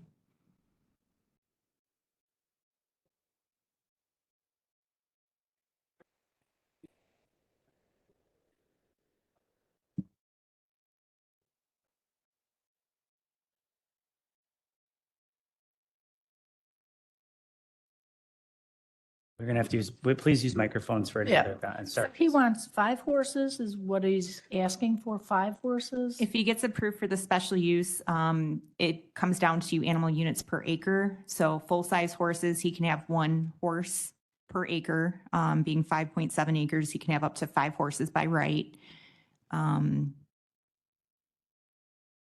Goats, he's permitted to have 2 by right without a special use.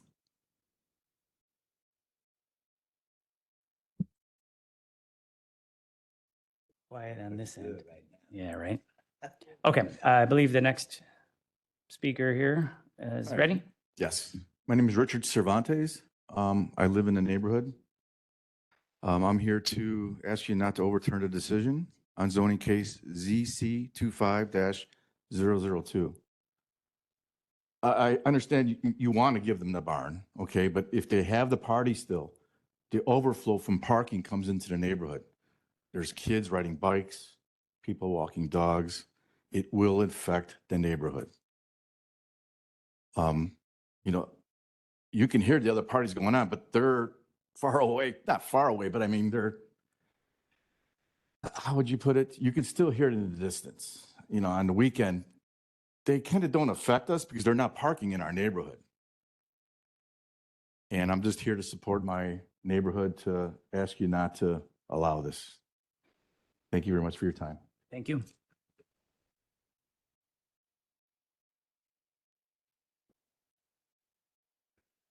Hello, guys. Good afternoon. Well, my name is Jose Lopez. I'm the neighbor directly next to them. I know they moved in. Well, my address is 24958. It's south of them. So we share everything. We share the fence line. Their property is, it's an L shape. So I'm right directly on top of that bottom L part. I've been attending these hearings based on just the misinformation that was related to us, to my family. I understand the anger that could arise from that, and I appreciate the way you're trying to mitigate, you know, the situation with allowing certain size of the barn. But over the past year and a half that the neighbor was there at the property, it's just the just the actions that he's taken. I've never heard of a person begin developing land without permits. And I'm talking about the way it's affecting my property. It's kind of like a domino effect. You know, I'm not going to say that the animals is the last thing on my mind. It's done a lot to the family. It's done a lot, especially my kids. You know, they're the ones that are directly enjoy the land, the backyard. And that's mostly the reason why we moved there. It's quiet. It's peaceful. It's green. Something that I've said in the past hearings is just the use of their actions. You know, to regrade, to fill the land with what knows what. How it's affecting my property. We all rely on septic. Being unincorporated, there's a lot of misconceptions, a lot of misinformation, a lot of residents moving to these areas, thinking that they're going to get away with stuff. You know, we're in the outskirts of the state. There's less policing, I guess. So if I want to shoot my gun, I'm going to shoot my gun. If I'm going to build something there, they're not going to know. That's something that we've seen. At first, every neighbor is going to come to you. They're going to say, you know, whatever they're going to say to win you over, invite you over to some cake, some tea, some coffee, whatever, a party. But it's just we don't agree with certain things.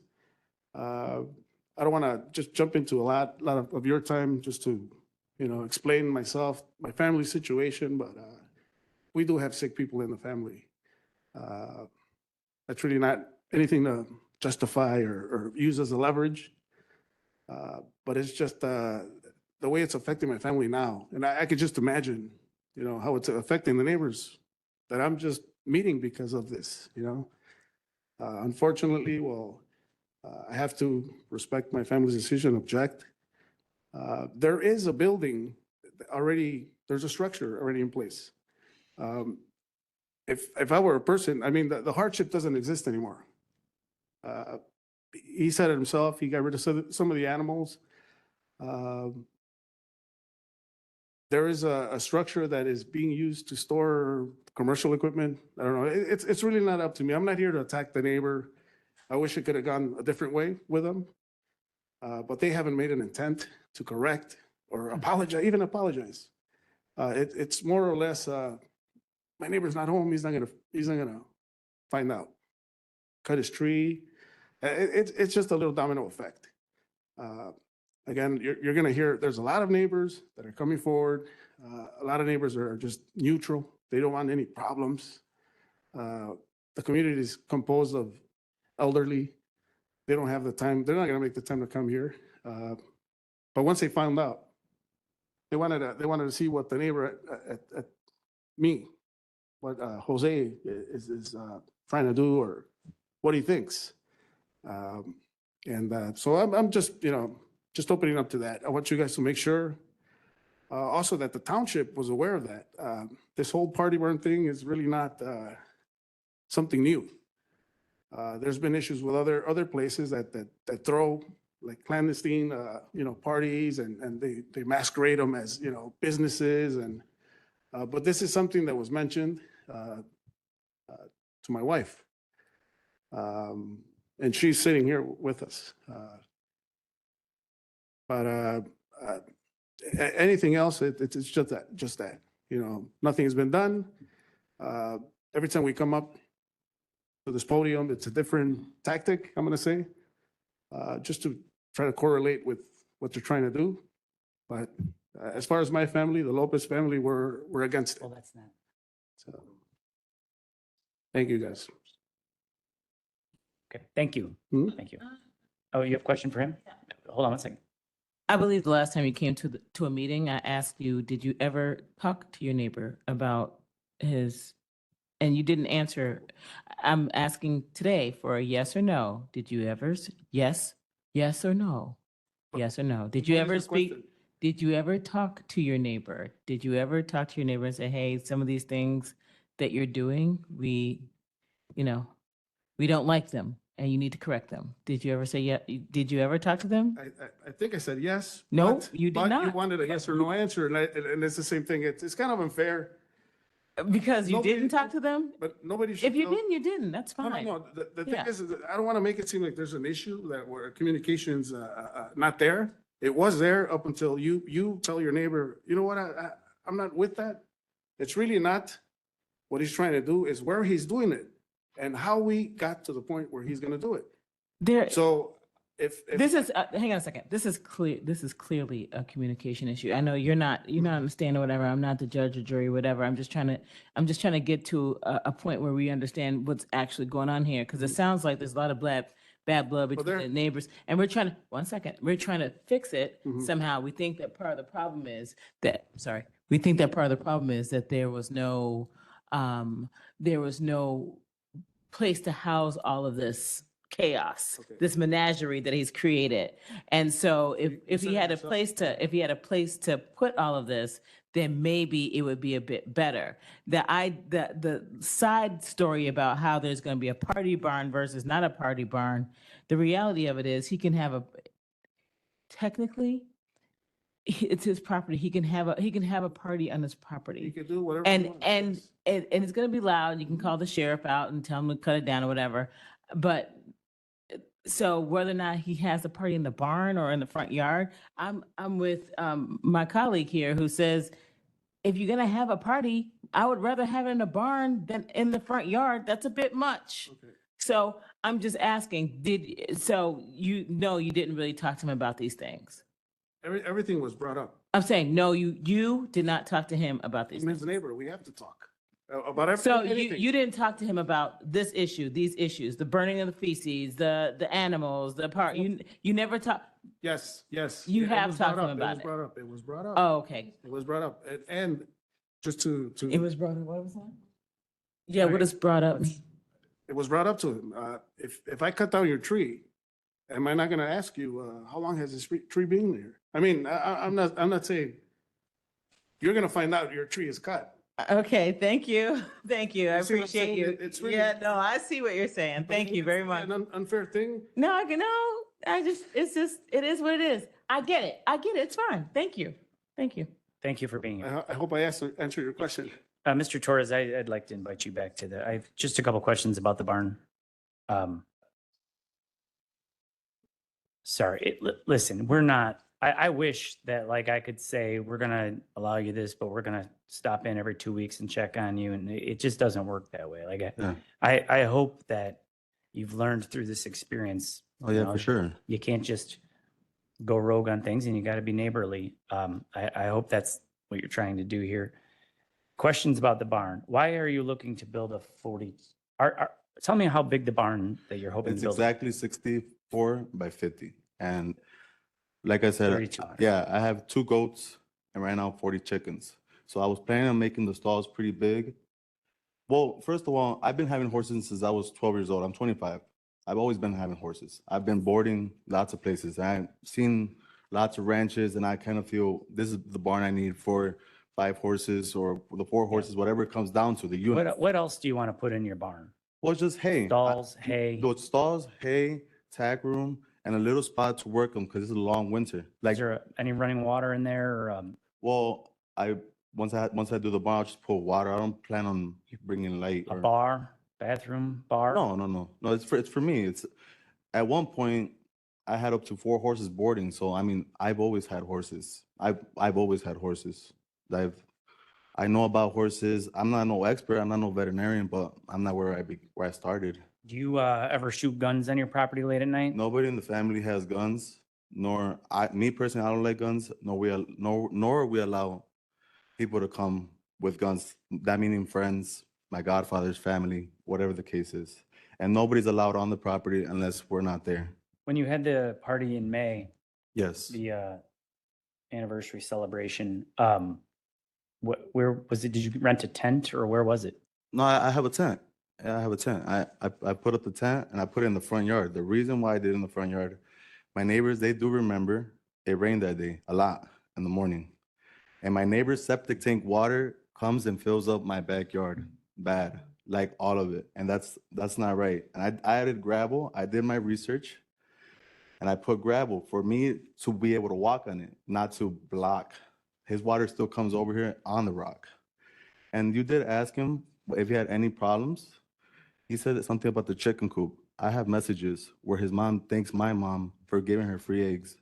I will also give them eggs. And they never mentioned to me, hey, that chicken coop is bothering my daughters, or else I would have gladly moved it.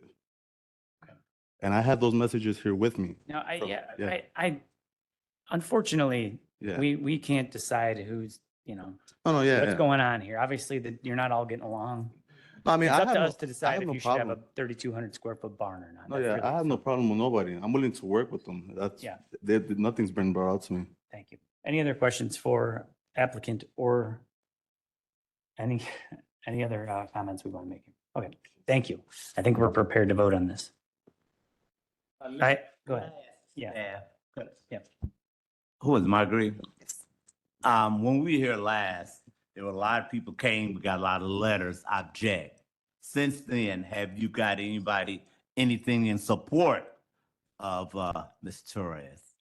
I'm going to defer to Jesus, who actually is handling the special use permit. I was just handling the appeal. Talk slow. I'll try to talk slow this time. But yes, they first submitted the application ZC 25002. As part of that, they submitted a petition the neighbors submitted a petition going against that. Since then, I haven't received letters of support or in opposition. So I haven't received anything new. Thank you, sir. Thank you, Mr. Chairman. Thank you. So here. Correct. I fear that this whole thing is getting lumped together here, and we have to vote today on a decision that was made by PZC. And remember, they voted in a majority. It just wasn't enough to give them approval. Go ahead. I want to correct that. My memo had a typo. They actually voted 1-4 Oh, or 1-4. by tonight. Yes. Okay, all right. Well, thank you for that. And then I also am afraid that there's something going on out there in the neighborhood where there are just a lot of parties, but unfortunately, this applicant's getting lumped into what's happening on other people's property. He's not shooting guns and having parties in a barn because he doesn't have a barn. So we have to vote on, is this a good idea to override the decision that PZC made and allow him to put a barn in? That's more than the allowable square footage. And I also, earlier in our agenda, we talked about these accessory units. And I think most of us agreed that, some of these restrictions that we have are a little bit unnecessary. Like if you have a lot of property, you should be able to build a little bit larger of a barn. So, yeah, go ahead. I just have a question for you with what you were talking about with the water in the backyard and all that. Is that where your barn is? Like, the barn is going to be behind all of that.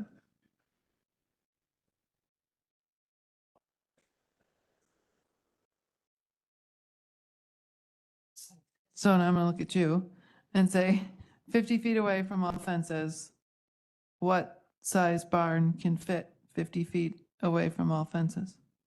In terms of the property,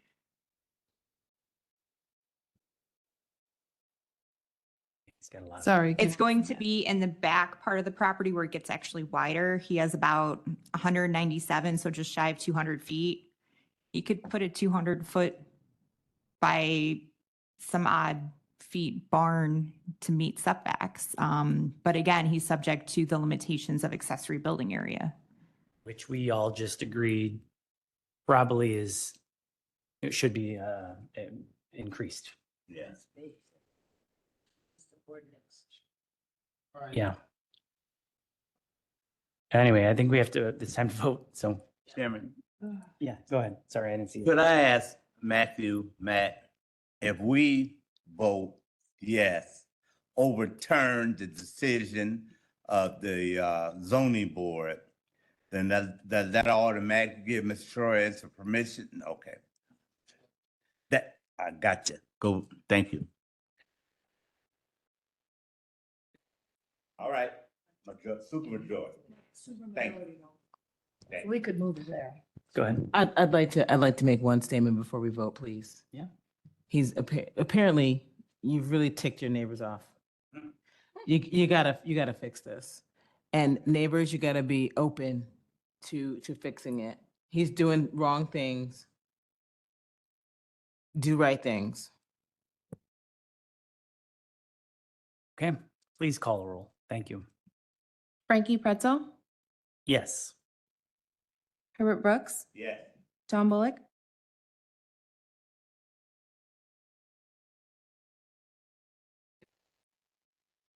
Raquel Mitchell, Judy Ogala, Denise Winfrey, Okay, motion carries. Just so everybody knows, it still goes to the full board for a full vote. This was just, a recommendation from us to that board. Yeah. So what was that, 4-2? 5-1? Okay, thank you, everybody. Next on the agenda, overturning the decision of Planning and Zoning Commission and approving appeal APCD 25003 for zoning case ZC 25023 in Lockport Township, commonly known as 328 Del Park Avenue, Lockport, Illinois, County Board District Number 5. I need a motion and a second to open this up. Mitchell. Second, O'Gara. We have a motion, we have a second. Margie? Yeah, so this property in Delwood Park Ave, the Delwood Park Golf Course, I believe, is directly north of this parcel. They are small lots, about 40 feet in width. And the applicant applied for an application. He applied back in February of this year for 2 variances to be able to build a single-family residence on the property. On April 15th, this zoning case went to the Planning and Zoning Commission. The two variances were related to a street yard setback and an eastern side yard setback. There was one objector, the eastern neighbor, who had concerns about property damage during construction and maintenance of the residence because the eastern side yard setback was 3 feet from the property line. Typically, based on what the property is zoned, the setback is 10 feet. And they did, or Planning and Zoning granted the variance for the street yard setback to allow them to be 10 feet from the right-of-way, but voted 3-2, thereby denying the variance for the eastern setback encroachment. He appealed the decision within the time frame per the zoning ordinance. And so the applicant's here tonight requesting that it be overturned to allow for the house to be 3 feet. Okay. Is the applicant here today? I invite you over to the microphone here. Do we have? Yeah, I'm looking for it now, and I don't think. Yeah. What are the if approved? What would the side setbacks be? If overturned, he would be allowed to be 3 feet from that eastern property line. And how much on the other side? The other side, based on the house, he still would meet 10 feet. Okay, so he could still get a lawnmower back there. He could still. I believe he's proposing to have a driveway along that side of the house. Which he could put right up to the line, or that's included in the 10 feet? Okay. Yeah, it'd be within the 10-foot setback, so he could put the driveway there.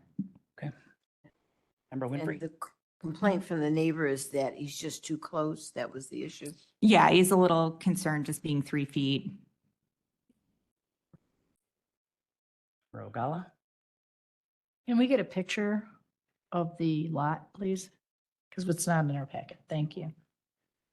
Hi, welcome. You want to introduce yourself? Hello, yes, my name is Peter Krzyzanowski, the owner of that property and applicant. Thanks for being here today. Thank you. Good afternoon. So I guess I'll start it off here while we're waiting for that. You bought this property, you want to build a house for yourself to live in, you're not flipping it, it's for you. Correct. And it's only a 40-foot wide property, Correct. and there's not many houses that you could build without this Yeah, variance. with the 10-foot side setbacks, that leaves me 20 feet from overhang to overhang, which after the gutter, exterior walls, insulation, interior walls, leaves about 17 feet interior width. And that's just not reasonable to have a home that's 17 feet wide inside. And I don't believe that is, I can spend hundreds of thousands of dollars to build a home like that. Understand. Okay, we have questions here for, Waiting. Yep.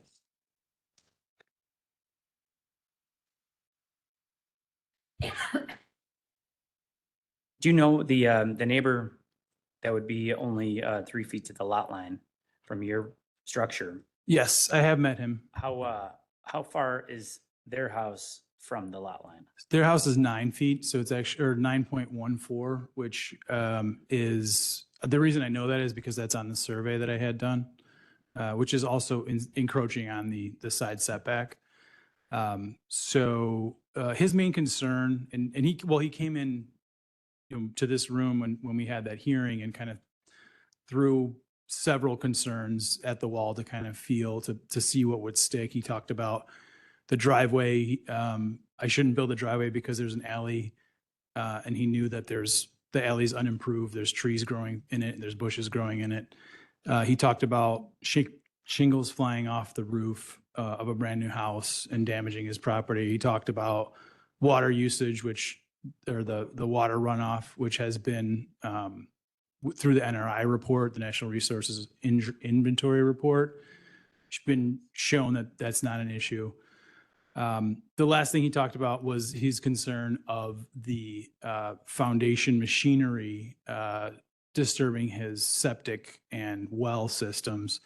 From what I've done a little bit of research after that. Most likely the septic and well systems are on the other side of his house. They're not usually underneath someone's residence. So it would be on the other side of the lot, where, further away from my property. And you don't have to cross his lot line because you have 10 feet on the other side. Correct, yeah. So I would be able to get any machinery in to do any digging for the foundation work, where you see the driveway as it's shown here, so that it wouldn't disturb his property. Okay. Yeah, I see that. I have that. Okay. Any other questions from the committee here? Is there anybody else here to speak about this case? This was another situation where during the meeting, there was quorum of 5 members present. And 4 votes were necessary. I did get 3 votes yes to approve. So I would think that with the other additional 2 members that, it would have passed. Okay. This is our staff, not planning. I believe so, yeah. You can ask.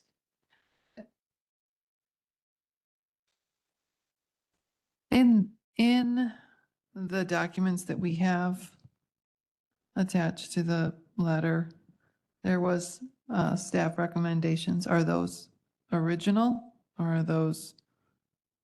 Yeah, so the attached staff report is what was provided to the Planning and Zoning Commission. And that was based on, staff's assessment of the requests. And they recommended approval of both variances. Okay. All set? Set? Okay. I didn't get a motion or a second. Oh, we didn't do that? I'm sorry. We have a motion, Winfrey, second Ogala. Previous. We have a, No. Frankie Pretzel, yes. Herbert Brooks, Yes. Don Bullock. Yes. Raquel Mitchell, Judy Ogala, Denise Winfrey. Yes. Congratulations. Thank you. Still goes to the full board, though. Next on the agenda, first extension for zoning case ZC 23012, vacant property on utility Amico Road in Shanahan Township, County Board District Number 1. This is a, go ahead. I need a motion in a second. Moved Winfrey, second Ogala. Okay, Margie? So this zoning case originally was ZC, good question. I'll come back with you on the zoning case. ZC 23012. They applied back in June 15th. It was approved for a special use permit for a commercial solar energy facility with 15 conditions. So this was, the application was submitted before the state legislation came in. This is actually the one solar facility that is on the old landfill in Shanahan Township. It's 2 parcels. And they also had an amended condition back in May of 2024 where they were allowed to bury the electrical cables underneath or under the ground. But because there's landscaping, due to the landfill and it being capped, we originally conditioned that they had to have above ground electrical cabling. They came back to the county board in May, basically saying that they could go underground and not break the cap. So they amended their condition to allow them to do that. Since that special use was approved, the applicant has been working on their due diligence to prepare their plans for permitting. So as special uses lapse within 2 years of approval, unless a permit's issued, they are basically approaching that 2-year expiration this month. They are before you to request an 180-day extension. If granted, the extension would grant them until December of this year. Okay. Any questions? All right. We did vote? We have a previous, we have a second. All in favor? Aye. Any opposed? Motion carries. Number 7, first extension for zoning case ZC 23018 in Homer Township, 17958 South Cedar Road, Homer Glen, Illinois County Board District Number 4. Can I have a motion and a second? So move, Mitchell. Mitchell, second Winfrey, and then Margie. So this is a landscape special use permit. Back in May of 2023, Sean Matthews of the Matthews Family Partnership also associated with 815 Mulchit, was awarded a special use permit for landscaping lawn maintenance business with 5 conditions. This property is 17958 South Cedar Road in Homer Glen. Since the special use permit was approved, the applicant has been working on relocating his business occurring at, I believe it's Spencer and Laraway, to the site, and is going through phased permits. They had the first phase of a site development permit issued, which was constructing a fire suppression pond on site. That permit was issued last May. They've obtained a few other building permits for a detached garage and a cattle confinement building, which the detached garage has been issued, but the cattle confinement building is still under review. So the applicant is still hoping to continue to develop the site so that the business can move to this location, and in doing so would need the special use to continue and be extended for 180 days. If granted, this first request would be valid through November 14th of this year. I will say I drive by this all the time. He's doing a great job. It looks beautiful. I do. I love mulch, you know. Now we know. Yeah. I see Mr. Kavanaugh is here. Do you guys want to hear from the applicant or his attorney? Not necessary. All right. Maybe a previous role? Previous Mitchell. Didn't you make the motion? can't. Previous Ogala, Second. second Brooks, all in favor? Aye. Any opposed? Motion carries.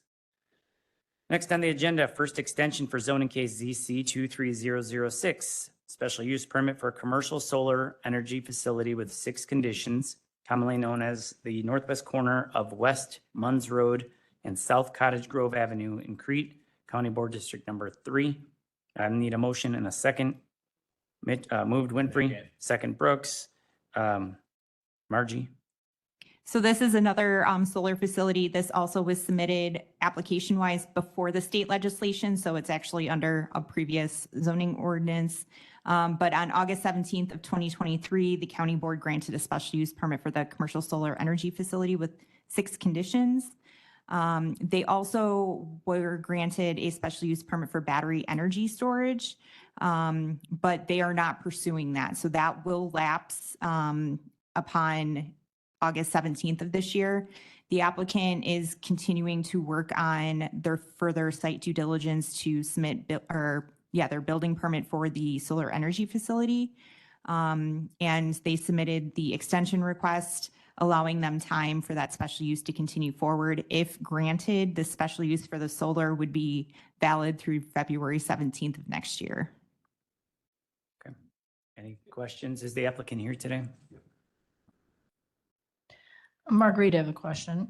So they are going to do battery or they aren't going to do battery? They are not pursuing battery at this time. They were approved for battery, and then based on, I think, their plans, they decided against it.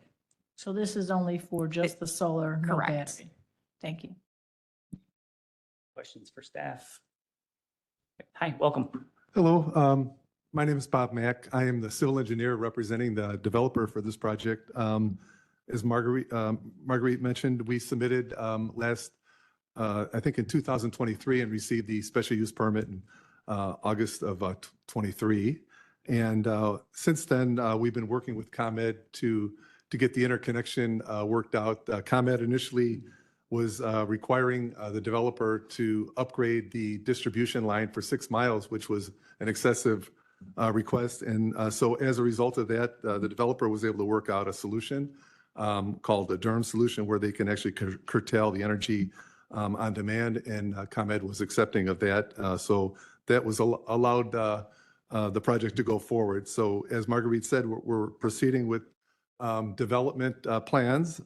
We're updating all of the environmental permits that are required, working with the Crete Township Highway Department. There's 2 roads that need to be dedicated right away. There's prescriptive easements along the farm property where there's properties owned up to the center line, and the township is requiring that the developer, actually the landowner, dedicates 33 feet of their property and give that to the township as part of the project. So that was a requirement. We're also currently working with the Will County Soil and Water Conservation District with the Soil and Water the conservation plan to make sure that we have the correct seating and all the requirements for the maintenance and monitoring of the plan. There is also a requirement that the county is asking us to provide is some landscape screening along the western property line, and we intend on doing that as well. So that's pretty much it. The project looks to start. We anticipate the permitting process, once we submit, can take as long as 6 months is what we've been told. So we feel that a submittal of the plans for the project will occur probably later this summer, and development wouldn't start until next year, and would be about a year of construction. So. Marguerite, what was the county vote on this case? Give me one moment.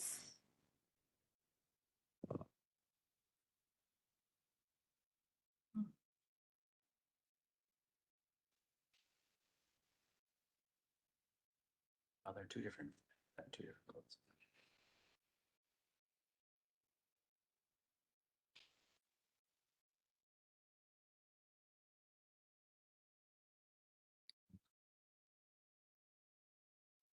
– 13 in the affirmative. 13. Like 13-9 or something. Yeah. That doesn't include the battery storage, right? That would have been a separate vote? Or That should have been a separate vote.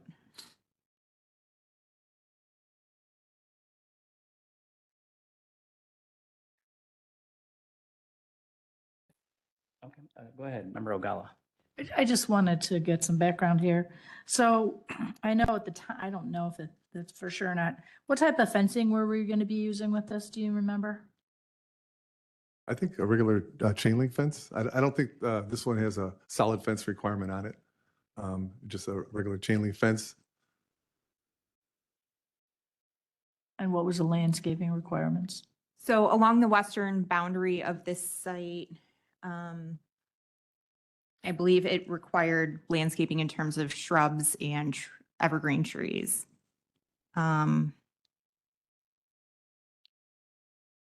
then, yeah, so along the western side. And the fence was chain link? We did not condition it, so that would be an approved option, would be chain link or an agricultural fence. It was not. So they could choose either? Correct. Oh, would they be interested in doing ag fencing? I prefer ag fencing in the rural area versus chain link. I could present it to the developer. I'm sure they would, if it was a requirement or. Yeah, it would be nice. Consider it, yeah. It'd be nice to hear back before we would have our meeting, county board meeting. Okay. they might- What type of fence, when you say, Culture, Right, which is but- just, it has a wood post. It's not chain link. It has wood posts instead of the metal post. Gotcha. And then it's a wire gauge versus the chain link. okay. I think I know what you're talking about. This is a 4x4, kind of like what they use. Kind of Yeah. like mhm. that. Yep. Yeah, kind of like that. It just Okay. is more aesthetic to the countryside. Yep. And you have landscaping on the one side. And do you have any idea what your relationship with the Soil and Water Conservation District has been with talking about plantings and It's everything? been pretty good. I met with Bob Jankowski. I've known him for almost 40 years. Worked a lot with him. I worked in Cook County a lot, and Southern Cook County is in the same district with Will South Cook Soil and Water. So I've known Bob. We met on another project not too long ago in Will County, and I've talked to Lindsey Johnson to set up the actual field walk, and we're waiting for them to give us the time to do that. So yes, it's a good relationship. Okay, yeah, that, for me, that sounds good. And as far as that, if you, yeah, get the conversation moved from Yes. chain link to ag, that'd be great. Yep. Thank you. How are we feeling? All right, I think Jennifer, you can go ahead and call the roll. Frankie Pretzel, Yes. Herbert Brooks, Yes. Don Bullock, Raquel Mitchell, Judy Ogala, Denise Winfrey. Unanimous, congratulations. Oh, thank you. Thank you, board. Have a great rest Thank of your you. day. We're skipping number 9 because we already moved that to the top of the agenda. Number 10, I need a request, I'm sorry, I'm requesting a motion to withdraw. And that is the historic landmark St. Boniface Catholic Church. in Moni, Illinois, County Board District Number 3. The applicant needs more time. Can I get a motion to withdraw? Previous. Second. Okay, so all in favor? Any opposed? Okay, motion carries. Next, historical landmark, Paul's Evangelical and Reformed Church, St. Paul's United Church of Christ, Moni Township, 5323 West Margaret Street, Moni, Illinois, County Board District Number 3. Jesus, shed some light on that one for us.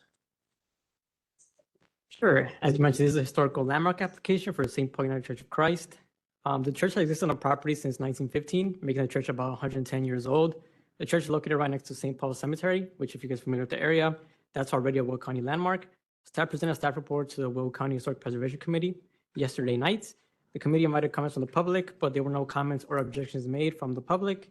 The public hearing was closed, and the Historic Commission voted in favor of recommending approval of the historical landmark nomination for St. Paul's Church. And I'm happy to answer any additional questions. Sorry if I spoke a little too fast this time. Now, maybe I should know this as chairman of this fine committee, but who decides that we should vote on a historical landmark? Like, how did this end up on the agenda? What's the? So yeah, I can give some background with that. So the county has a historic preservation ordinance. In 1992, the county board actually adopted it. And they also created a historic preservation commission, which is tasked with evaluating historic properties, historic structures throughout the county. So the Historic Preservation Commission has gone through and actually studied all the townships. We hired consultants doing rural surveys of historic structures. And they're also tasked with reviewing nominations for properties to deem if they are worthy of landmark status by the county. So this is one of the more recent ones. In the past couple years, the commission has not been very active with landmarking, but they've actually been a little bit more active with the two today. And this one is the last one that came forward. What is the benefit of landmark status? In terms of landmark status, it is recognition that there are certain achievable standards. So with this particular church, it's the architectural stature of the church being, in existence since the 1800s or the mid 1800s. There's cultural significance with that. That's a benefit to the county to appreciate even, the older duration of the county. And going forward, it's basically recognition. The commission can review some of the design standards. If the church needs repairs or wants additions, the commission can actually take a look at what they're proposing to see if it's still characteristic of what was landmarked. And by doing that, it's usually a certificate of appropriateness. But there sometimes are tax benefits as well with the assessor's office or state programs where you can get money to kind of help refurbish or make improvements to the church or other landmark properties. Don't turn that off. Does that mean that the building can never be demolished? It means they basically would have to go before the Historic Preservation Commission to argue the merits of why it needs to be demolished. The commission would have to grant a certificate of economic hardship for it to be demolished before they would probably go to, since this is within the village of Moni, to the village to get it demolished. And is it the responsibility of the owner of that landmark property to keep it in shape That is financially correct. all themselves? That is correct.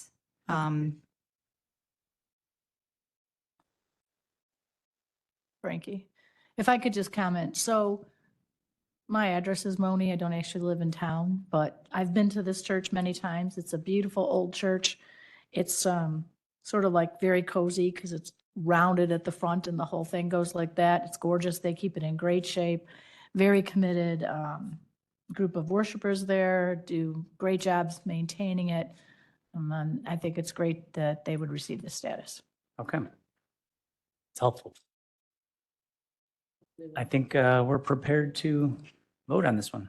We're on a 6-0 vote. Do you guys want to do previous roll? Previous Mitchell, second Brooks, all in favor? Any opposed? Motion carries. Just that Judy can let me know when they have potluck. I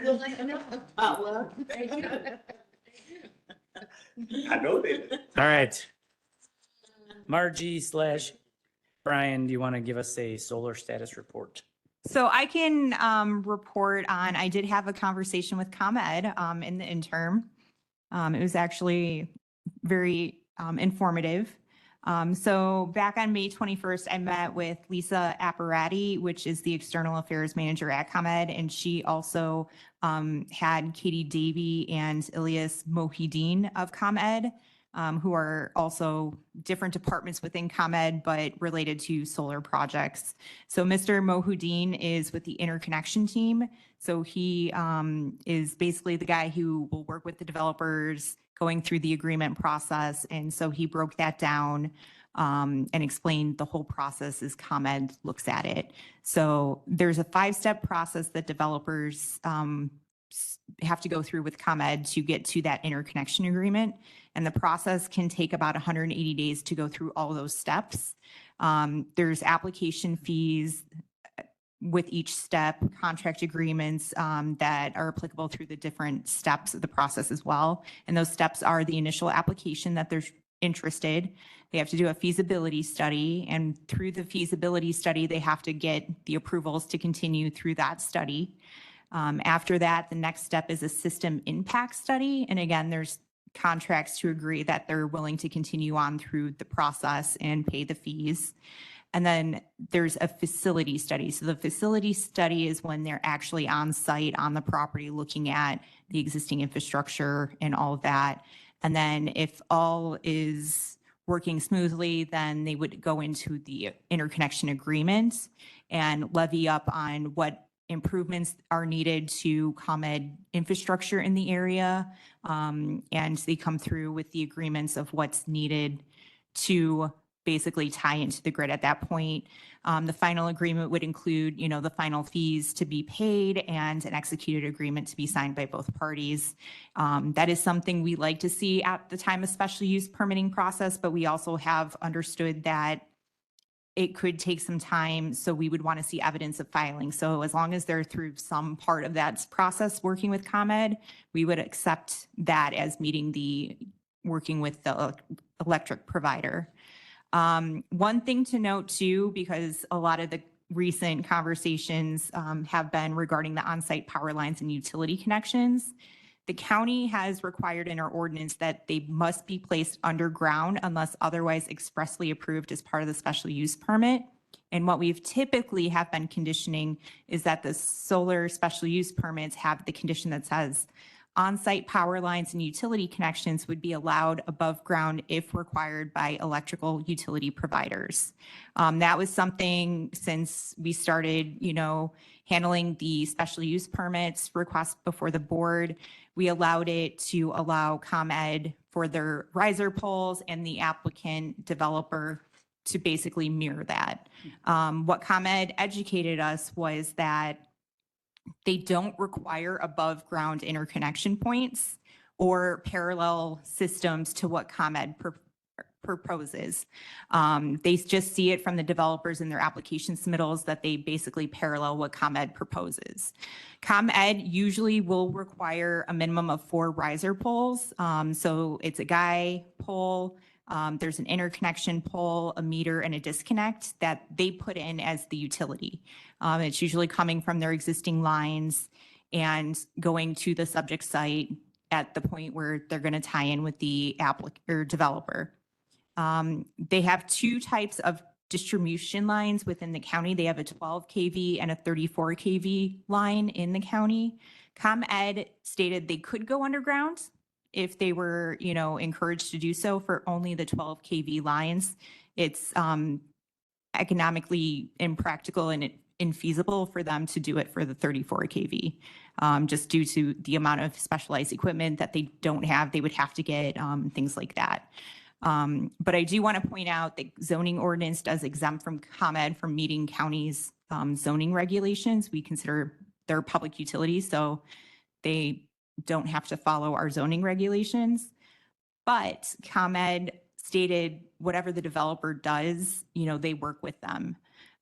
If an interconnection agreement is signed by ComEd before a developer gains the entitlement, so get their special use or zoning entitlement, the developer could go back to ComEd to renegotiate how they're tying into the system. So if they were proposing 4 riser poles above ground, ComEd basically stated they would be open for the developer to come back saying, no, we need to go underground or we need to have ground mounted equipment instead.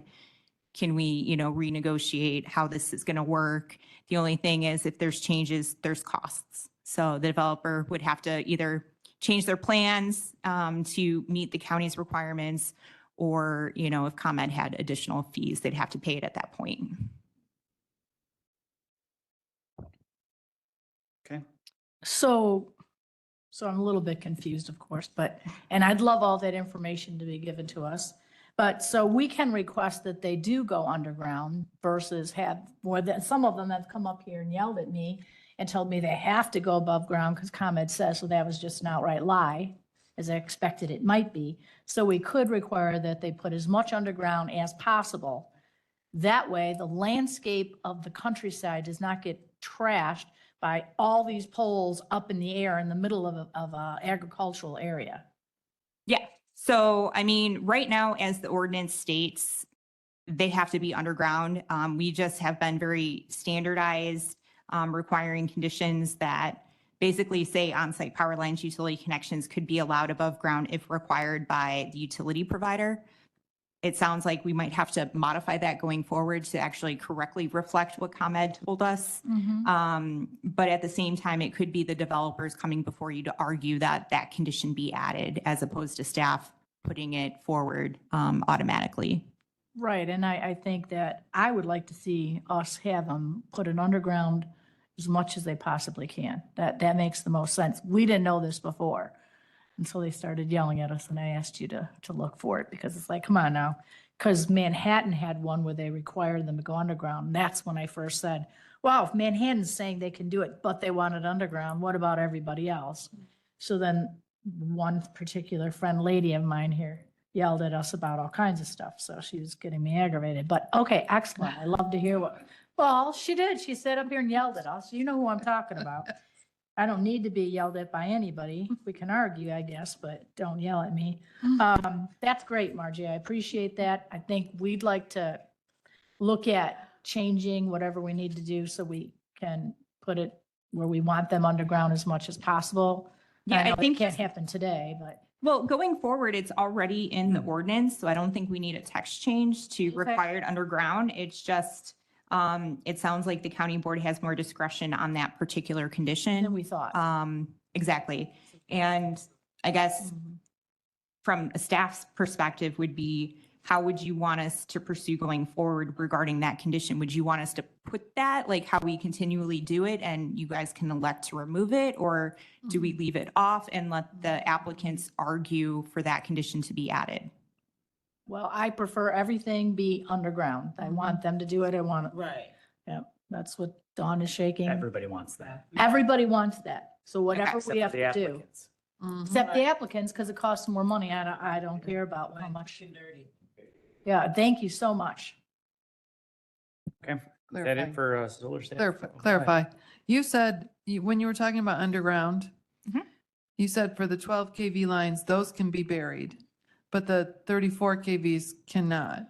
So that's for ComEd purposes. So if you have distribution lines along a road, depending on what the strength is. Would have it above line, above ground, below. But we say that any solar farm that comes in goes below ground. Yeah, and that's basically my understanding of what ComEd said can happen as well. It's just a matter of what strength lines they can potentially go underground. But I think that's a moot point since they're not subject to our zoning ordinances or regulations.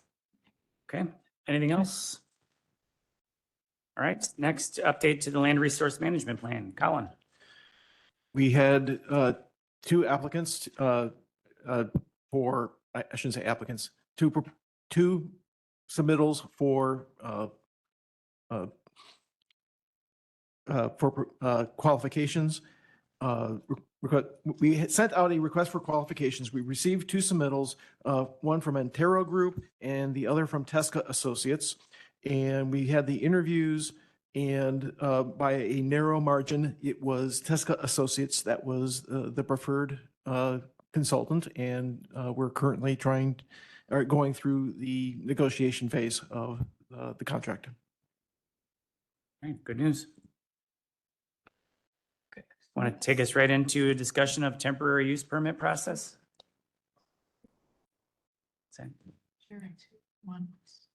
Oh, yeah, that was. Well, what do you have for us? This was a request from member Newquist. Sure. Who's not here. Yeah, but- Board Member Newquist asked to have this assigned to the committee for discussion. So she had identified some issues that she saw that maybe the county wanted to change the rules and require different approvals, or possibly not allowing them at all as a temporary use. So, I mean, that's where we're at for assignment. So, I mean, we were looking for feedback on what those issues are and what we should look at. See Member Ogala. Right, so Sherry and I were representatives of this area where we had this problem. So this has to do with the old Balmoral racetrack. And the owners were granted a special use permit to allow some vehicles, I think they were Volkswagens at the time, to be parked there because there was a big recall on them. And then what happens, I believe, the temporary use permit is allowed to go on and on and on through PZC, right? Without coming to us? In that situation, that was a temporary use that was not allowed by right, so they had to ask for approval from the Planning and Zoning Commission. So the temporary use is valid for 180 days, so they had to keep asking for an additional temporary use. So it did go on for a long time. Then on the same property, Ford started using it for their issue related to chips. And then once that was resolved, then the owner was using it for like trailer storage or truck trailer storage. Both the trailer and the semi-cab, yeah. So just the neighborhood, the people who live right there were continuously looking at all of these vehicles parked there on a continuous basis. And it never came back to us. But we were the board members and we got all the phone calls, we had all the work involved with it. So I think that, maybe we should look at, my opinion, we should look at what is the temporary use permit for? There's lots of different temporary use permits that we allow.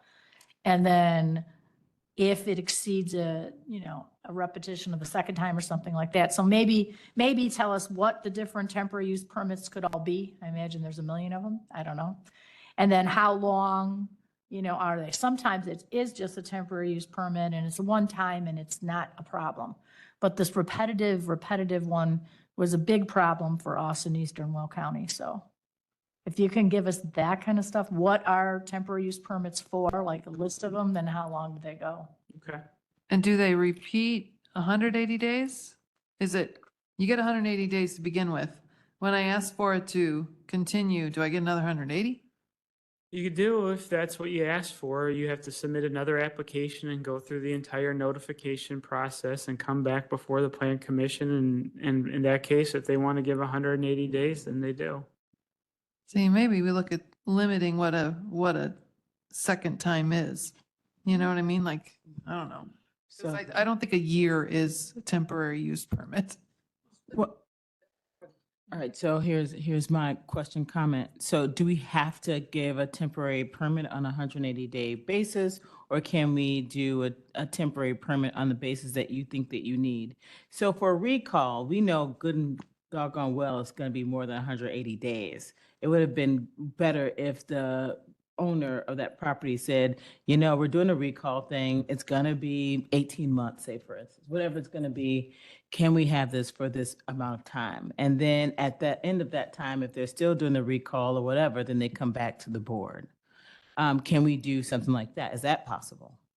I think So rather than saying it's 180 days, to say maybe like a minimum of 180 days to say 2 years. just say, I'm just saying, give it a finite time span. Is that possible? And then you're applying your temporary permit is based on the amount of time that you need, that you designate between 180 days and 2 years, say for instance. I think if the code identifies what the parameters are for, when a certain time limit applies to a certain use, I think that's possible. The ordinance is already set up to do that for different temporary uses. For example, if you do events of public interest, you're only allowed to do 21 events per year, and that means 21 days, not 21 weekends. It means 21 days. And then we have other temporary uses that are associated with building a new home. If you want to live in a mobile home on your property while your home's getting constructed, you can do that, and that can go on as long as you have an open building permit for the new home. We also have batch plans that are associated with construction projects, and they go multiple years. So it's really up to this committee how they want to define the time period for the different uses. But that all stays with PZC, right? Well, currently that's how it's set up. So, I mean, I don't want to go too far in the weeds, but there's some that this board has determined that the zoning administrator can approve without going to Planning and Zoning Commission. There are some that require Planning and Zoning Commission approval. And we get 15 to 25 temporary uses a year. And we've been doing these for at least since the new ordinance has been in place so at least since 2012. And we really don't have too many issues. I'd be happy to look into that over the years and see what they may have been, but they have not been generally not problematic. I believe the issue, as my colleague here, County Board Member Ogala is saying, that no, you don't have the issue. We have the issue because they come to us. Yeah, when I say not an issue for the department, Right. I mean that we didn't receive complaints in our code enforcement group about the temporary use being issued for, noise, litter, traffic. So generally, I meant from that standpoint, they haven't been an issue. All right. Moving on. All right, that concludes other business. How about that? On to reports, communications, and correspondence. Do we have any comments from committee members? I have about 15 minutes. Then I'd like to- Okay, yeah. She's being funny. Do we have any comments from land use director? Any comments from the public? All right. No executive session today. I'm looking for a motion to adjourn. Motion. Winfrey, second Ogala, all in favor? Any opposed? Meeting's adjourned. Next meeting is scheduled for July 3rd. Thanks, everybody. Lord.